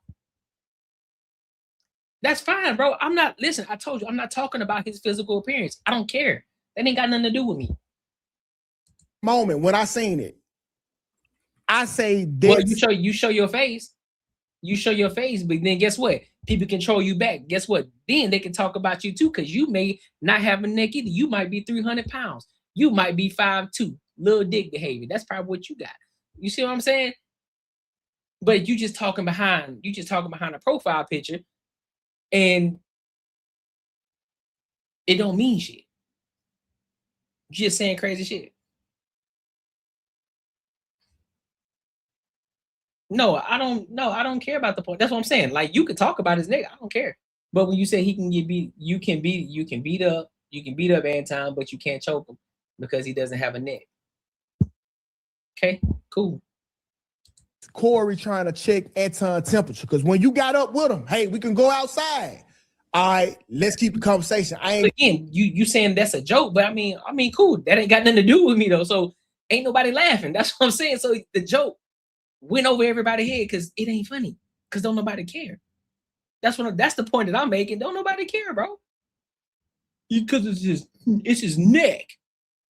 Okay. Cool. Put your picture up. Let everybody see you. See if you got a neck or not. That's the point. Don't win it this way. So let's take the violence off the table. You had to do that because a nigga like Corey from Chicago was gonna test you in that way, because that's not how you present online. As tough. So when he said, okay, he do got some man about himself. Now let's continue the conversation. This is normal in the wild. Anton, you just left the wild. I'm a hood nigga. I know what it is. No. That's a perception. Wasn't shit wild in there. If y'all want to know the truth, wasn't shit wild in there. Wasn't nothing popping off. That's why I told the crowd. I said, nigga, look, I got security. You got security. Ain't shit happening. That's a fact. Now, and that's why I was talking about online. I said, nigga, now if you want to shoot a fair one, we can shoot a fair one. Yeah. We can go and shoot. Bro, I know people don't know this, but that's what I do. I don't talk about it online. I shoot fair ones all the time, nigga. I got 3 brothers, nephews, friends. Nigga, if we have a problem, we shoot a fair one. Yeah. That's not me being tough. I'm not tough. I'm not none of that shit. If you insinuate that that's what you gonna do, you gotta go. You gotta go all the way there. You cannot stop. You can't stop. But I seen the bitch in that nigga. I seen the bitch in that nigga, and that's why I'm like, oh, this nigga soft. Okay. All of that chair moving shit, that's performative. Because let me tell you what niggas do when they really doing some shit. They go. Okay, so this is the last time I'm responding to it. You know what I'm saying? Because you saying crazy shit. All right. So somebody's soft. Anton is so soft. I remember when one of his family members beat him up. Did you see the fight? You see what I'm saying? Like, y'all niggas be saying, listen, y'all gotta be better trollers than what y'all do, bro. Y'all suck as trollers. No, I'm gonna be real. I'm gonna be 110% honest. Y'all suck as trollers. Like, I don't even, like, fam, I don't even care if you trolling, but you gotta be better at trolling, dog. You gotta be better at trolling. So would you call, so let me ask you a question. Would you call any boxer that lost a fight soft? Would you call any boxer that lost a fight, would you call him soft? Being real, would you call him soft? Because the point is, it ain't even about the fucking fight. That's the point that you miss. You think just because somebody lost is because they're soft. Nigga, it's the fact that you even said, fuck it, let's put these dudes up, win, lose, or draw, my nigga. We about to put these hands up. You ain't just about to talk crazy to me. That's the difference. That's the shit that you don't understand. That let me know you ain't never fought before. It's the fact that I'm ready, like, listen, bro, win, lose, or draw, nigga. We about to throw these motherfucking hands up. What's fucking good with it, homeboy? What's good with it? I'm on your ass. Pause.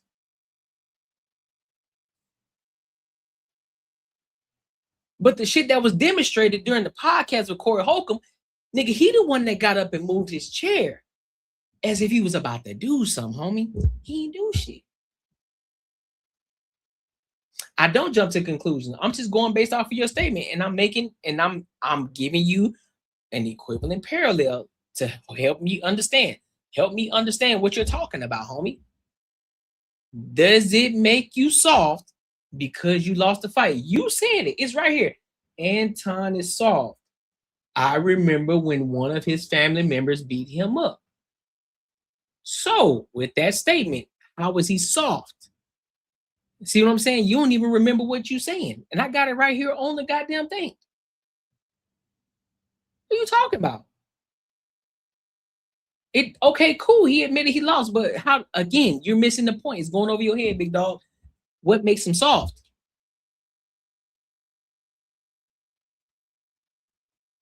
That's the question I'm asking you. What makes him soft? Him losing the fight and him being soft are two different separate things. He's soft and he got his ass whooped. Again, what makes him soft? You continue to keep talking, but you ain't answering the question. What makes him soft? Win, lose, or draw, shows heart. Okay, bet. So therefore, that must mean you must retract this statement. He's soft and he got his ass whooped. So therefore, what makes him soft and he got his ass whooped? What does him getting his ass whooped got to do with anything? His actions make how? All right, bro. I'm done. I ain't got time to talk to you. I'm losing brain cells talking to you, bro. They don't say, hey, move out the. That's like saying, hold me back. I'm keeping it 100, bro. I'm keeping it 100. Niggas, man, I knew that nigga wasn't gonna do nothing. That nigga was shaking like a stripper. He telling Darlene, hey, move over. Listen, I agree, but here's the thing: they wouldn't. That's why Anton got up and walked out and said, "Hey, bro, we can take this shit outside," because he was protecting both of their bags. He was protecting the money. He's like, "Listen, bro, take this shit to the back. You keep talking, bro. Let's go." Mind you, they both paid. They both got money. Let's keep it real. They both got money, but they don't want to jeopardize that shit. So that's why he said, "Let's take this shit to the back." But Corey Holcomb was just talking. He was just talking just to be talking. He was just yapping his gum. Over there, let me get next to this nigga. Nigga, that's for the internet. That's straight up for the internet. I never moved. Facts. I sat right there, right next to that nigga, and I continued to cook that nigga the whole time. Yeah. The whole time. Listen, it ain't even just the black, but here's the thing. It ain't just the black community. It's all communities, bro. Nigga, it ain't just the black people that got degenerate behavior. It's a lot of these white people out here, white people, Hispanic people, they be doing the same shit, bro. That's real talk. From the start, from that point on, I cooked that nigga. I told that nigga, you a hypocrite. I don't believe you. You keep niggas around you that continue to try to boost you up. That nigga was frustrated. That nigga was frustrated. He the weakest comedian because a nigga couldn't even control his temperature in his own. And I was in his backyard. Nigga, I'm in LA right now in his spot with his people all around talking to that nigga. Talking to that nigga. Let me tell you, he never coming back from this. That's why I'm telling y'all, whenever his show ends, niggas need to download that shit and never let them forget it, because I don't go based off. That's why I told Mika, right? Because I had Mika with me. And the reason why I brought Mika with me is because I wanted to promote her show and shit. Neither here nor there. I told Mika, I told my security, and I told somebody else. I said, I'm not doing nobody else's platform unless it's gonna be face to face. I told niggas I told a Millionaire Morning Show that. Because everybody talk a good game until you right there in front of them. And I'm gonna tell y'all something else. That's not even a tall nigga like that. He not even big like that. Nigga fat as fuck. Like he not fit. Like I'm not the fittest nigga, but I'm a regular person, right? I'm not overweight, I'm not crazy and none of that shit like that. Like I'm a regular nigga. He not tall, he not fit. The nigga walked in wheezing. Man, bro, I was fully confident that nigga was going out. Fully confident. All of that tough shit, all of what, having the camera pan up to you like this and shit to make you bigger than what you really are. I ain't impressed with that shit, bro. Let me tell you something. Every last one of these niggas, if they ever want to do something in person, I'm pulling up. I told that nigga on the phone before I even pulled up. I said, bro, I know you gonna come at me weird, but just know you're gonna get the same energy. Facts, raw. I told him straight up on the phone. So that's why I bullied that nigga on his own platform, a bitch ass comedian. I bullied that nigga. Let me tell you something, bro. Okay. He said, I said, nigga, Dave Chappelle, you scared of Dave, nigga. I told that nigga straight up to his face on his own platform. I said, you scared, nigga. You tiptoed around that nigga when you reviewed his platform. All right, so Anton, what was so my point is this, man, I'm not worried about it, nigga. The people I got around me is different, bro. Let me tell you, I know the same people that he know. Y'all be thinking that, man, listen, bro, listen. Ain't nobody tough. I'm not pretending to be tough. I'm not none of that. But the one thing that I know is, and maybe it's just because I'm still in Detroit, niggas don't act like they gonna do something. Either they do it or they stay chill. I'm not going for none of that move out the way, all of this stuff. Man, get the fuck out of here with that shit, bro. You're not tough. And let me tell you the only reason why I got up. I was telling my security and I was telling Mika this and shit too. Like while I left. Is because I'm not going to ever act like I'm going to do something and don't do it. So it's either do something or leave. Because what you do is now you putting the security in a situation. Now you getting Mika in a situation, right? Now you putting them in something and they got to respond because, you know, it's going if it go there, it get fucked up. So it's either you go or you do something about it. I'm not a tough guy. So I left. So can I ask you this? Once it start going there and you know what I'm saying? It's just like, this nigga, I've already done my due diligence. I've already kicked his ass on his own platform. It's time to go. Yeah. So can I ask you what was the overall goal of going on the platform? Like, was you hoping to get some insinuating? He said you insinuating you was there without you. I'm not here with my nigga. I just talked to my chick on the phone. Literally, I literally just talked to her on the phone. I have a question. You see her at the top, nigga? I have a question for you, Anton. See Sharita right there? I have a question there, for you. Oh, Mr. yeah. Daniels. You right. Oh yeah, he definitely gonna milk this shit for 2 weeks. Oh, 100% he gonna milk it. If he's smart, he should milk it for 2 weeks. That's a fact. Negative or positive feedback, he should milk it 100%. I got Mika here, and I'm because no matter how many people react to it and people say that he was on some weak shit, guess what? There's still gonna be people that's gonna rock with him, and vice versa. Facts. I have a question. I have a question for you. He tried to calm the temperature. Why didn't you let him? What do you mean? Try to calm the temperature? When did he try to calm the temperature? Well, he tried to like, okay, we cool now, and you was like, fuck this shit. You just kept going. Because I didn't believe that nigga now. Once you say you own that and you don't show it, I found your weakness. Okay. Why do you think it went left to begin with? Just because he's used to niggas think because you're Republican and you conservative or whatever, that shit is just, I don't think he know, right? Because don't nobody know nobody until they actually in front of him, right? And he used to, and I told him that shit. I said, you used to being around people that don't say nothing to you when you say something to them because, you know, it is what it is. And so, you know, that was his weakness. He's not, listen, he's not intellectual enough to be able to talk. He can't hold, I realized that in the very beginning, is that like on some debate or conversation type shit. He's a nigga. Yeah, like he's not intellectual enough on that tip. So when you start to lose that part of the conversation, and another reason why I like doing it in person is because you can't mute me. Yes, dude. You would let that nigga talk. I was like, God damn, that's what? You can't mute me, and we gotta look in each other's eyes, and we gotta see each other, right? Yeah, that's the key. Now right you can't there. mute me. You can't control the narrative. You can't control the platform. We right there. Yeah. So that's why I only want to do it in person. I just want to say no one on this platform should say anything, because if that was me and Slim, y'all would have called us sassy and emotional. Yeah, that's and facts, raw, facts.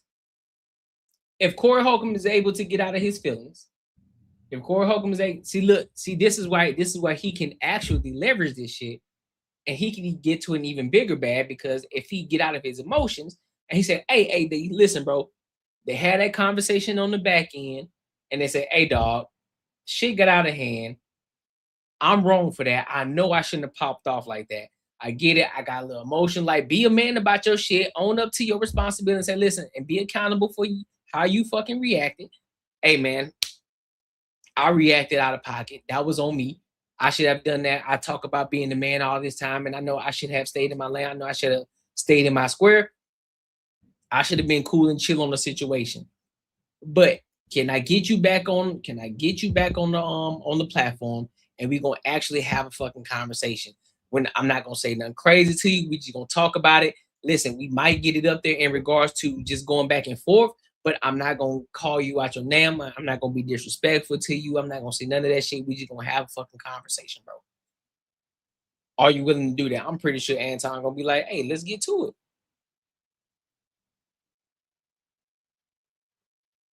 Now, this is if Corey actually wants to have the conversation. He can leverage this situation. He ain't fully took an L yet. He took an L in regards to him being tough. That's the L that he took. But he can leverage the situation and get to a bigger bag, and he can get to 1 million subscribers real quick, or get real close to it. But he got to know how to run this shit back, because he's too busy trying to be too real, which that shit already went out the window, bro. Don't nobody believe you no more. When niggas fight, that's what y'all say. But no, that was no. Too soon. Too soon. I'm just saying. That's what I'm just saying. They would have called us sassy, Slimmy. Well, this is what I'll say. I don't think it was. Here's the thing, Chaos. I don't think it's career ending though. I don't. Like I said earlier, I don't think it's career ending, because there's still people right now that think that Corey Holcomb punked AD. There are real deal people. I've seen people on X, TikTok, Instagram. They're saying that Corey Holcomb punked them. But I'm like, nigga, did we all watch the same video? How? But they still around with Corey Holcomb because they got this biased opinion. But looking at it from a perspective of standing out and just looking at both the situations, nah, there wasn't no punking going on. Yup, Ralph. Yup, he would have to apologize to Mika too. He got to. She definitely caught some strays. Look, what do you think Corey was expecting from your dialogue? I think he was expecting to son me, and he was expecting to little boy me. Yep. I believe that was kind of sort of the intention from the beginning. So you don't think he was there to really have a conversation? He was, but no, he was there to get into it because he turned up. Everybody knew. Corey, let me tell you, hold on. Let me tell y'all what's real. I'm gonna keep it 100. You know, I never lie to you. Corey is different on the phone and talking than he is when the camera cut on. All of that shit is performative. All of it is performative. And that's cool. I ain't tripping about that because I understand content. I understand the game. But I know how to play that game too because I've been doing this shit for years. So now, okay. So I seen what the temperature is when he turned up when we first started talking. All right, cool. Now I'm gonna troll you the whole show. I'm gonna troll you the whole show. The whole show, nigga. And I'm gonna tell you that you was a bitch when it came to Dave Chappelle, that you a coward, that you this, that you that you can't substantiate your argument. I'm gonna tell you that you dumb without telling you you dumb. And now we gonna go there. That's the worst. That's the worst. When you talk smart to a nigga who don't understand, that's the worst. I'm gonna troll the fuck out of you. I'm gonna embarrass you, nigga. And this shit gonna go so viral and it's so beautiful because I'm gonna benefit off of it. Facts. Bag chasers are proud of you, Anton. I seen 15,000 in that motherfucking chat. They going crazy. That's crazy. Is that normal? Chicago take the L. You better tell Anton thank you for the visibility. So I'm with it. So again, I'm with it. I'm not nigga, Corey Holcomb is every bit at 5'10", 300, nigga. That nigga got a beer belly. Yeah, I seen. Oh, sweatpants were looking a little sloppy. He got it. Listen, let me pause it right there, man. I'm gonna pause it right there because I want to talk about one last topic of the night. You know what I'm saying? I don't want to make the whole live stream about AD. You know what I'm saying? Because we went 2 hours and 37 minutes. I want to make the last few minutes of this live stream about something else a little different, a little bit about money. You know what I'm saying? So hold on, just give me a minute. Give me a second. Give me a second, cuz. But hey, at the end of the day, Corey Holcomb was out of pocket for the shit that he did. I don't care what nobody says. He was out of pocket. He was all the way wrong. All the way wrong. Shocking new video has been released from the cell phone of the ICE agent. One of the indicators that nobody's watching today that could. All right. So he was all the way wrong. He was out of pocket. If he didn't want that kind of smoke, he should have never been disrespectful in the first place. He the one who started this shit. He shouldn't have took it there. If he wasn't about to do shit, he shouldn't have been talking to him. You're gonna call it a spade a spade. Don't start talking shit after a nigga leave. Don't do that. That's still whole behavior. Don't be calling niggas. Don't be calling shit out and throwing shade at other niggas, throwing salt, pillow talking, whatever it is. That's whole behavior. Don't be doing that. That's exactly what you're doing, and you expose yourself. Now, in order, again, you still gonna have people that's gonna rock with you. So that's you got followers like that. People are gonna rock with you. They got their bias about you. It is what it is. Now, the only way for you to leverage this situation, because you're still gonna get some subscribers, but if you want to leverage this even more, you should call, hash the shit out, get them back on the platform so y'all can have a real fucking conversation instead of getting triggered this time. So that way more people can tune in, and now they're gonna listen to it, and then guess what? You're gonna gain more followers, and then you're gonna be quick to hit a meal. That's facts. And you're gonna get both of y'all get to a bag. Simple as that, bro. Simple as that. Nothing crazy, nothing over the top.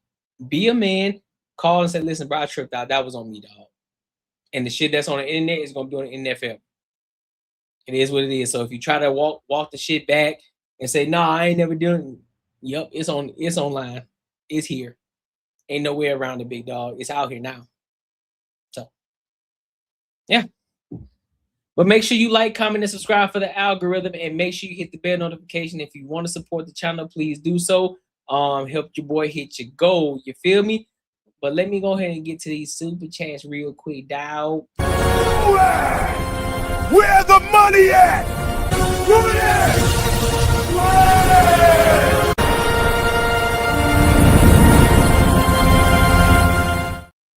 Shout out to my boy Manasseh J King Reacts for the $5, man. I appreciate you for supporting the channel. He says 100. Shout out to the bag chasers, man. Shout out to you, bro.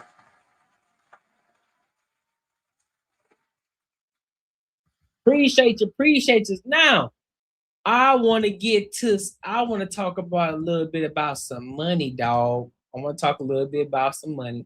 Hold up, before I get there, let me see what it says. Starling says, can I ask you to look at my stream and tell me what to improve or like thoughts?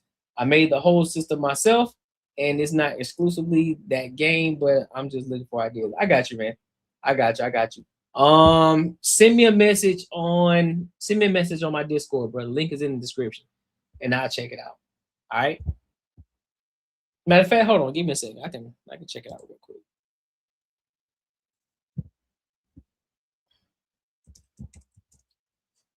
A second. Let me check you out.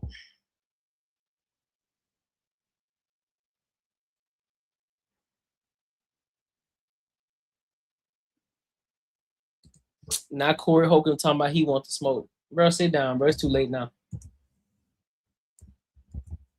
Everybody finna make money off of this shit today. I ain't gonna lie to you. Everybody finna make bread off of this Corey Holcomb situation, Anton.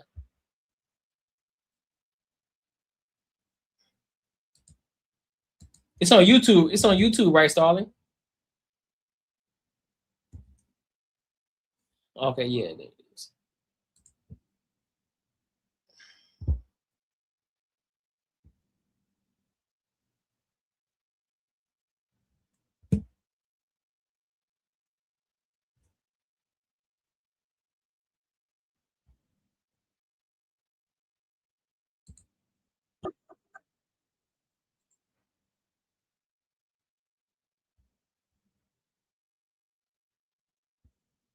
Looks solid.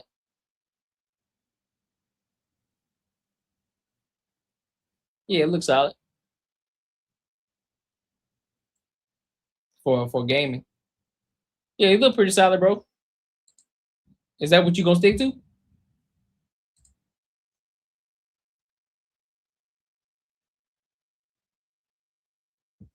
Yeah, Facts Battle Zone this time have a moderator for sure. For sure. All right, so let's get into this. Let's get into this next topic, man. Let's talk about Cody Sanchez again. And listen, I really like Cody Sanchez. I like the way that she be speaking. I like her thought process. I love the business that she does. She gives a lot of insight on a lot of different businesses. I love it. I do. So I'm a huge fan of her. And the things that she's done and the things that she's built. So now she's talking to she's being interviewed right now by Jay Shetty in Jay Shetty podcast. And in this particular situation, they're talking about money. They're talking about money in regards to being in relationships and the effectiveness of being married versus not being married. So I want to go ahead and get into that. All right. So make sure you like, comment, and subscribe for the algorithm, and make sure you hit the bell notification. All right. Let's rock out.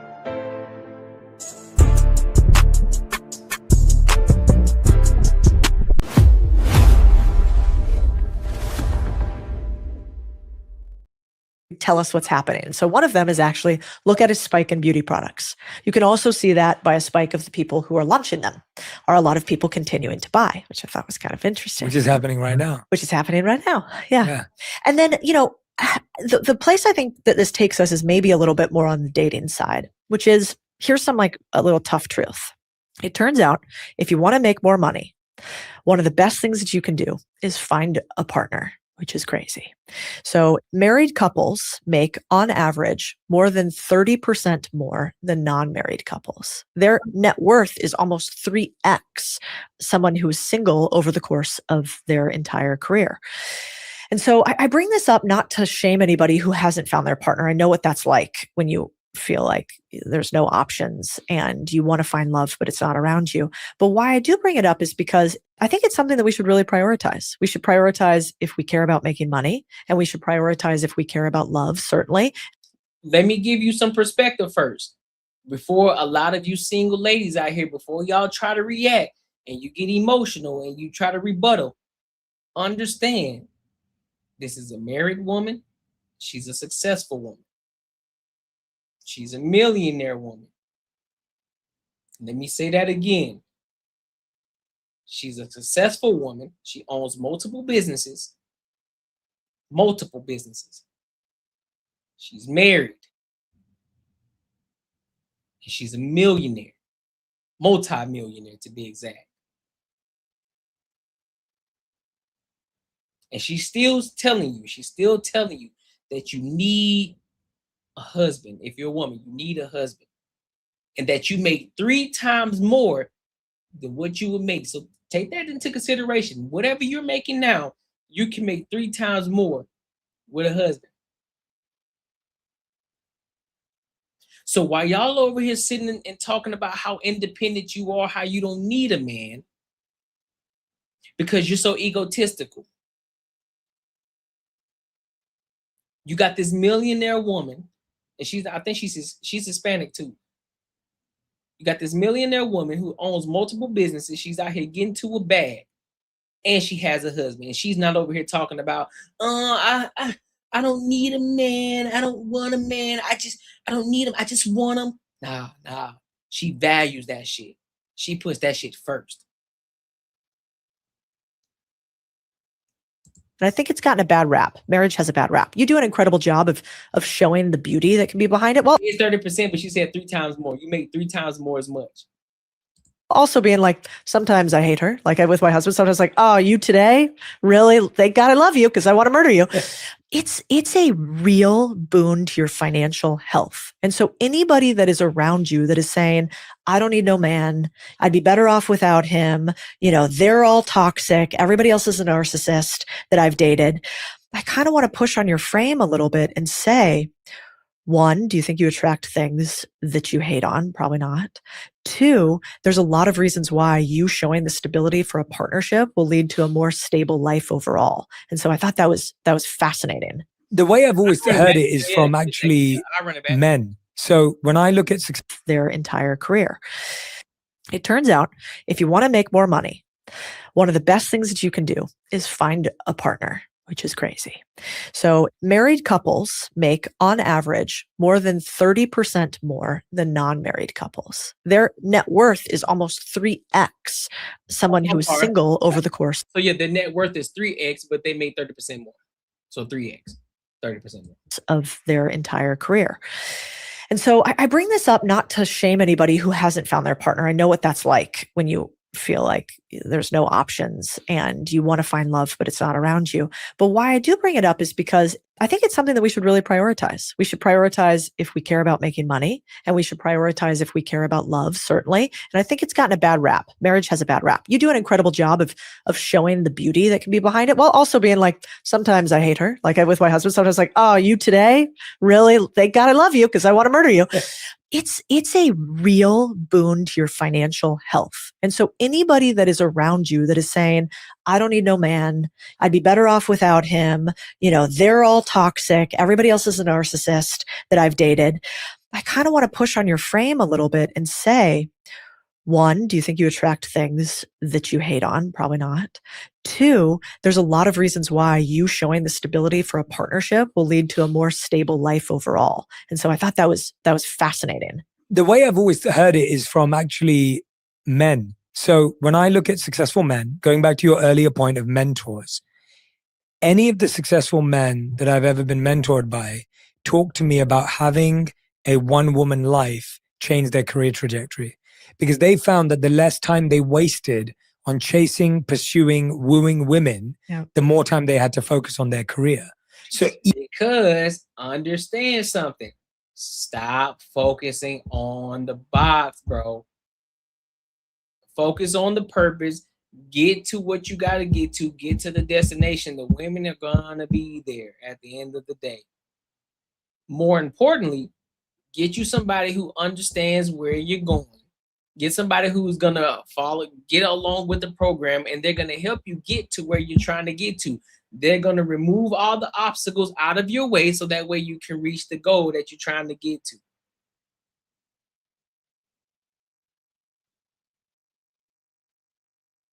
Yeah, Dev, you've known it, but a lot of people don't. Because that's why a lot of people continue to keep having these conversations. You got a lot of women that sit here, oh, well, I want a man that's this, I want a man that's this, I want a man that's this. I don't need a man that's, I'm independent, I'm decentering men. Like, shorty, you don't know what you don't know what you're missing. You keep talking about you want to live this lavish life or you want to live this comfortable life, but you're fucking up. You're not doing what it is that you need to do. You're not operating in the space that you need to operate in. You keep hanging around the wrong type of bitch. You keep hanging around these 304s instead of hanging around the women who are successfully married. You keep listening to them single bras over there, keep talking the way that they talking over there. You keep listening to women that say, oh, I got so many niggas in my DMs. Okay, but shorty, you ain't got no result though. You ain't married. None of these niggas are getting down on one knee for you. So that don't tell me nothing. I don't give a fuck how many niggas in your DM. You ain't even choosing them. So what's the point of mentioning it to me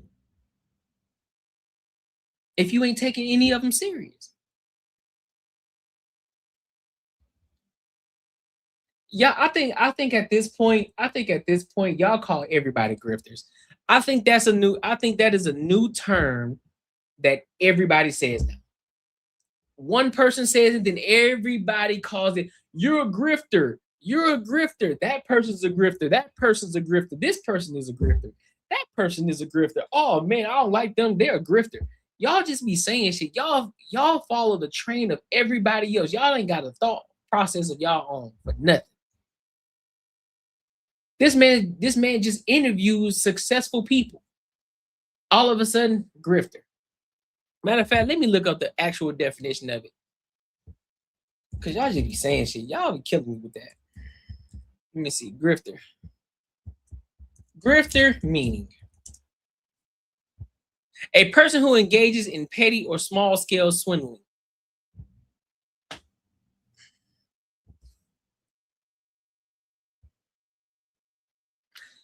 So you telling me him having this conversation with Cody Sanchez is small scale swindling? That's what you're telling me. And all these other successful individuals who are in this world right now that he's interviewed, he's grifting off of them because it's small scale swindling or petty. That's what you're telling me.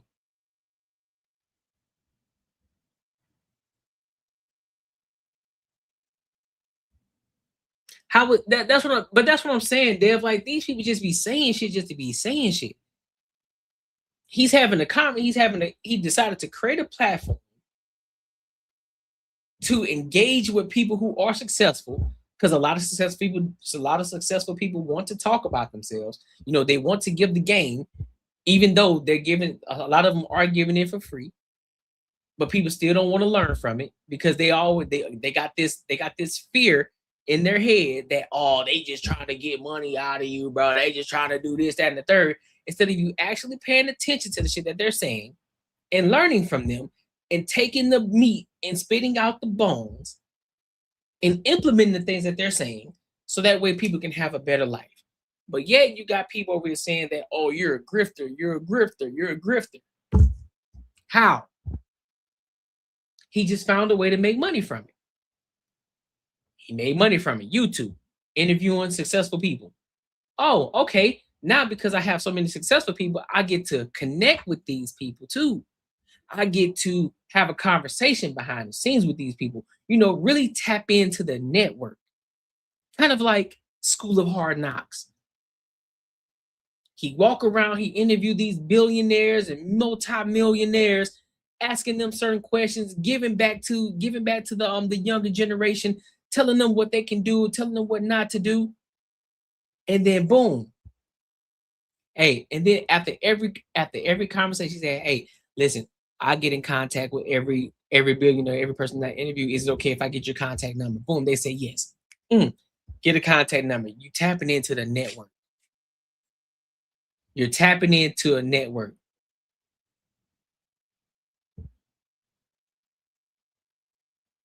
Because whether people see it or not, this is a business that he has going on. That's a business. A lot of people just see the microphone. They just see the camera. Oh, he got a camera. He just sitting down having a conversation.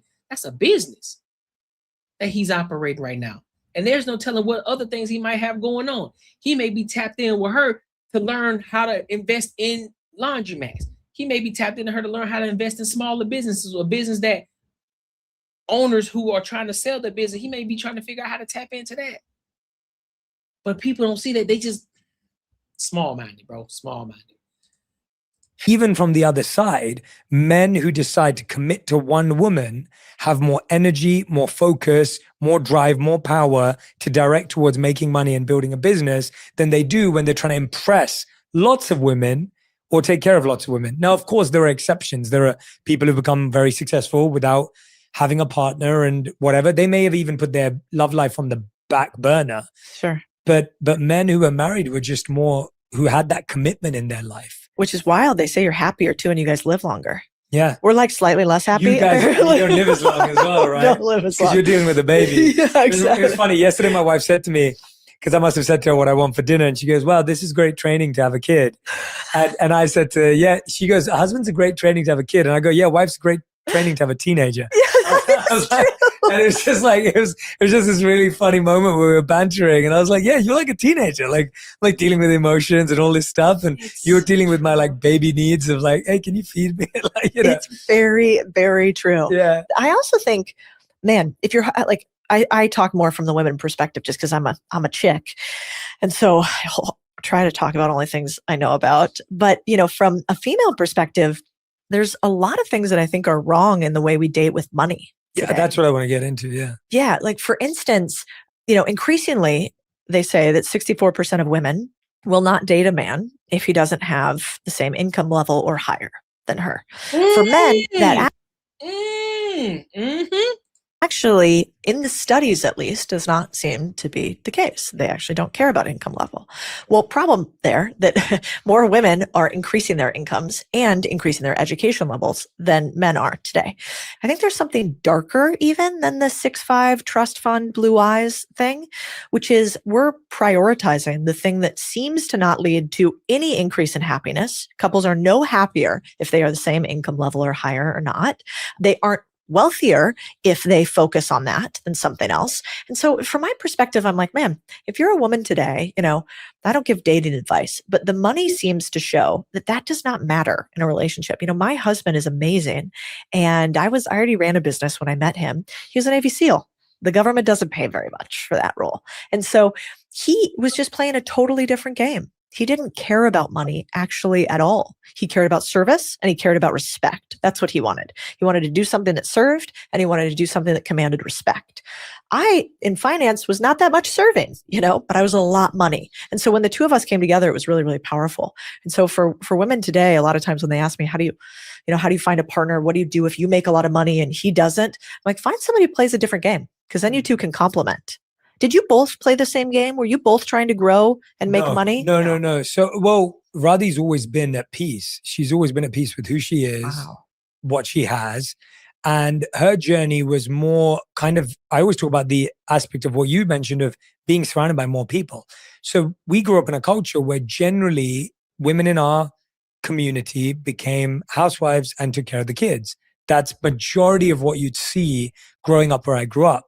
Now, that's beautiful. There's nothing wrong with that. And I'm not judging it. What was interesting was when we moved to New York and then we moved to LA, Radhi was surrounded by a lot of our female friends who were all founders, who built businesses, who've achieved a lot of incredible things. And they happen to be happy moms and happy wives as well. Radhi being exposed to them almost opened up to this idea of what women could do, what women could achieve, what was possible. And she has just come into her own. Like when she launched her book last year for the first time, when she launched her podcast last year, when she's just been growing and finding herself. And I think she's really loved the journey. Yeah. It's never been about growth. It's never been about conquering. It's never been about a destination. She just loves the fact she can fully express herself and use her skills to help people.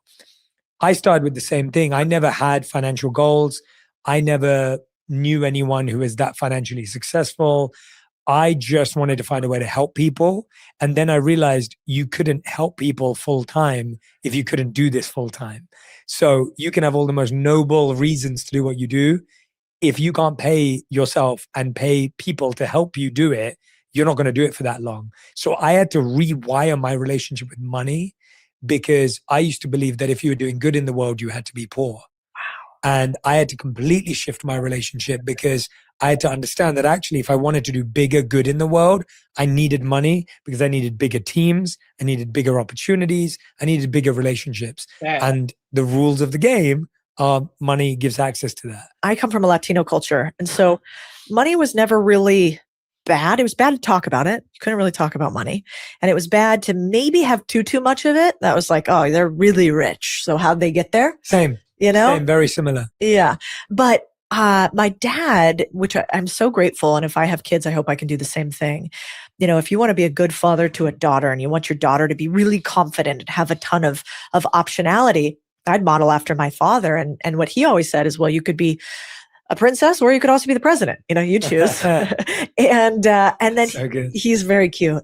And he also really taught me that money is amoral. It doesn't care. It is a tool. A hammer is not good or bad, except how you use it. You could use a hammer for really good to build something. You could use a hammer for murder. Same with money. And so I came to the terms with money in this way, because I think that money is an accelerator to whatever is inside of you. Yes. So if you are not a great person and you want to do bad things in the world, money is really bad to be in your hands. If you're a good person and you want to do good in the world, money is really good to have in your hands.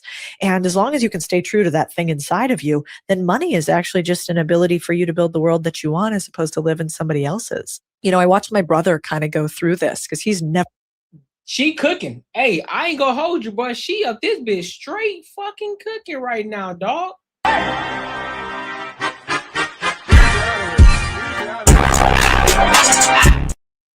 Bro, listen.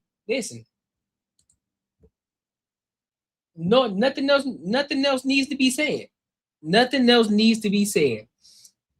I would recommend any woman who wants to be financial, who wants to be a millionaire, you know, you want to make money and be a business owner, go listen to Cody Sanchez, bro. She a business owner, she a millionaire, she got a husband that make less than her, and their relationship works. But see, again, you got to run your own race. That's the key factor. While you're so focused on money, I guarantee you, when she walked through that fucking door, she knows who run that shit. She knows who run that shit. And she's not gonna try to use, oh well, I make more money than you, because he don't give a fuck about that. You can't make somebody feel bad about something that they don't give a fuck about. So okay, cool. All right, you make more money, but I demand respect. That's what I care about. So you can't use that. I make more money than you. It's gonna roll right off my motherfucking shoulders. So a lot of y'all need to start learning. If you want to make money, yo, what up, big dog? What up on Spaces? So if you want to start learning, and you ladies who are so focused on your career, understand you can have a career, but you can also have a man. If you understand that, listen, if I get with this man, the likelihood of me being even more successful, or us coming together and we be more successful together, is 30% more, 3 times more likely. Why not? If you're a woman, you're making $100,000 a year, and you know that there's a 30% chance that you're gonna make more money, or how did she say it? 30% more. What? I'm just gonna say 3 times more. There's an opportunity for you to make 3 times more than what you're making. Why not finding that person that aligns with you and y'all build something together? Why not do that? Because you're egotistical. Your ego gets in the way. You got a boogeyman complex. You think every man is bad because you were traumatized when you were younger and things happened to you, so therefore you can't trust men. When in reality, all men aren't bad men. And to be honest with you, the overwhelming majority of men aren't bad men. There's just a small percentage. There's a small few men that just fuck it up for the majority. Yep. But y'all don't want to have that conversation, though. Y'all want to have that conversation. Again, you just heard it from a millionaire woman. You just heard it from a woman who makes millions of dollars and she's married. She's a business owner. She owns multiple businesses and she's married to a man that makes less than her. And their relationship is successful because they are running two different races. So there you go. Proof is in the pudding. That's why people that acquire money, they did not earn, often lose it. Money is just a placeholder for the work that you have put in and earned it. That's a fact. She said you can earn 30% more. Yeah, you can earn 30% more and you will have 3 times greater net worth. There you go. Hey, appreciate you for correcting me, dog. Because I had it mixed up for sure. I had it mixed up for sure. But listen, man, tonight was dope. I appreciate y'all for kicking it with your boy. I'm pushing 2K. Oh, yeah. And the subscribers, yes, sir. Yes, sir. You on my heels? Hey, you gonna pass me? Nah, fam. You ain't passing me, homie. You ain't gonna pass me, dog. You ain't gonna pass me, bro. Hey, but I like that competition, though. I like that competition keeping me on my heels. I love it. I love it. I love it. I love it. But hey, man, I appreciate y'all for kicking it with your boy, man. I thank y'all. And until next time, I holla.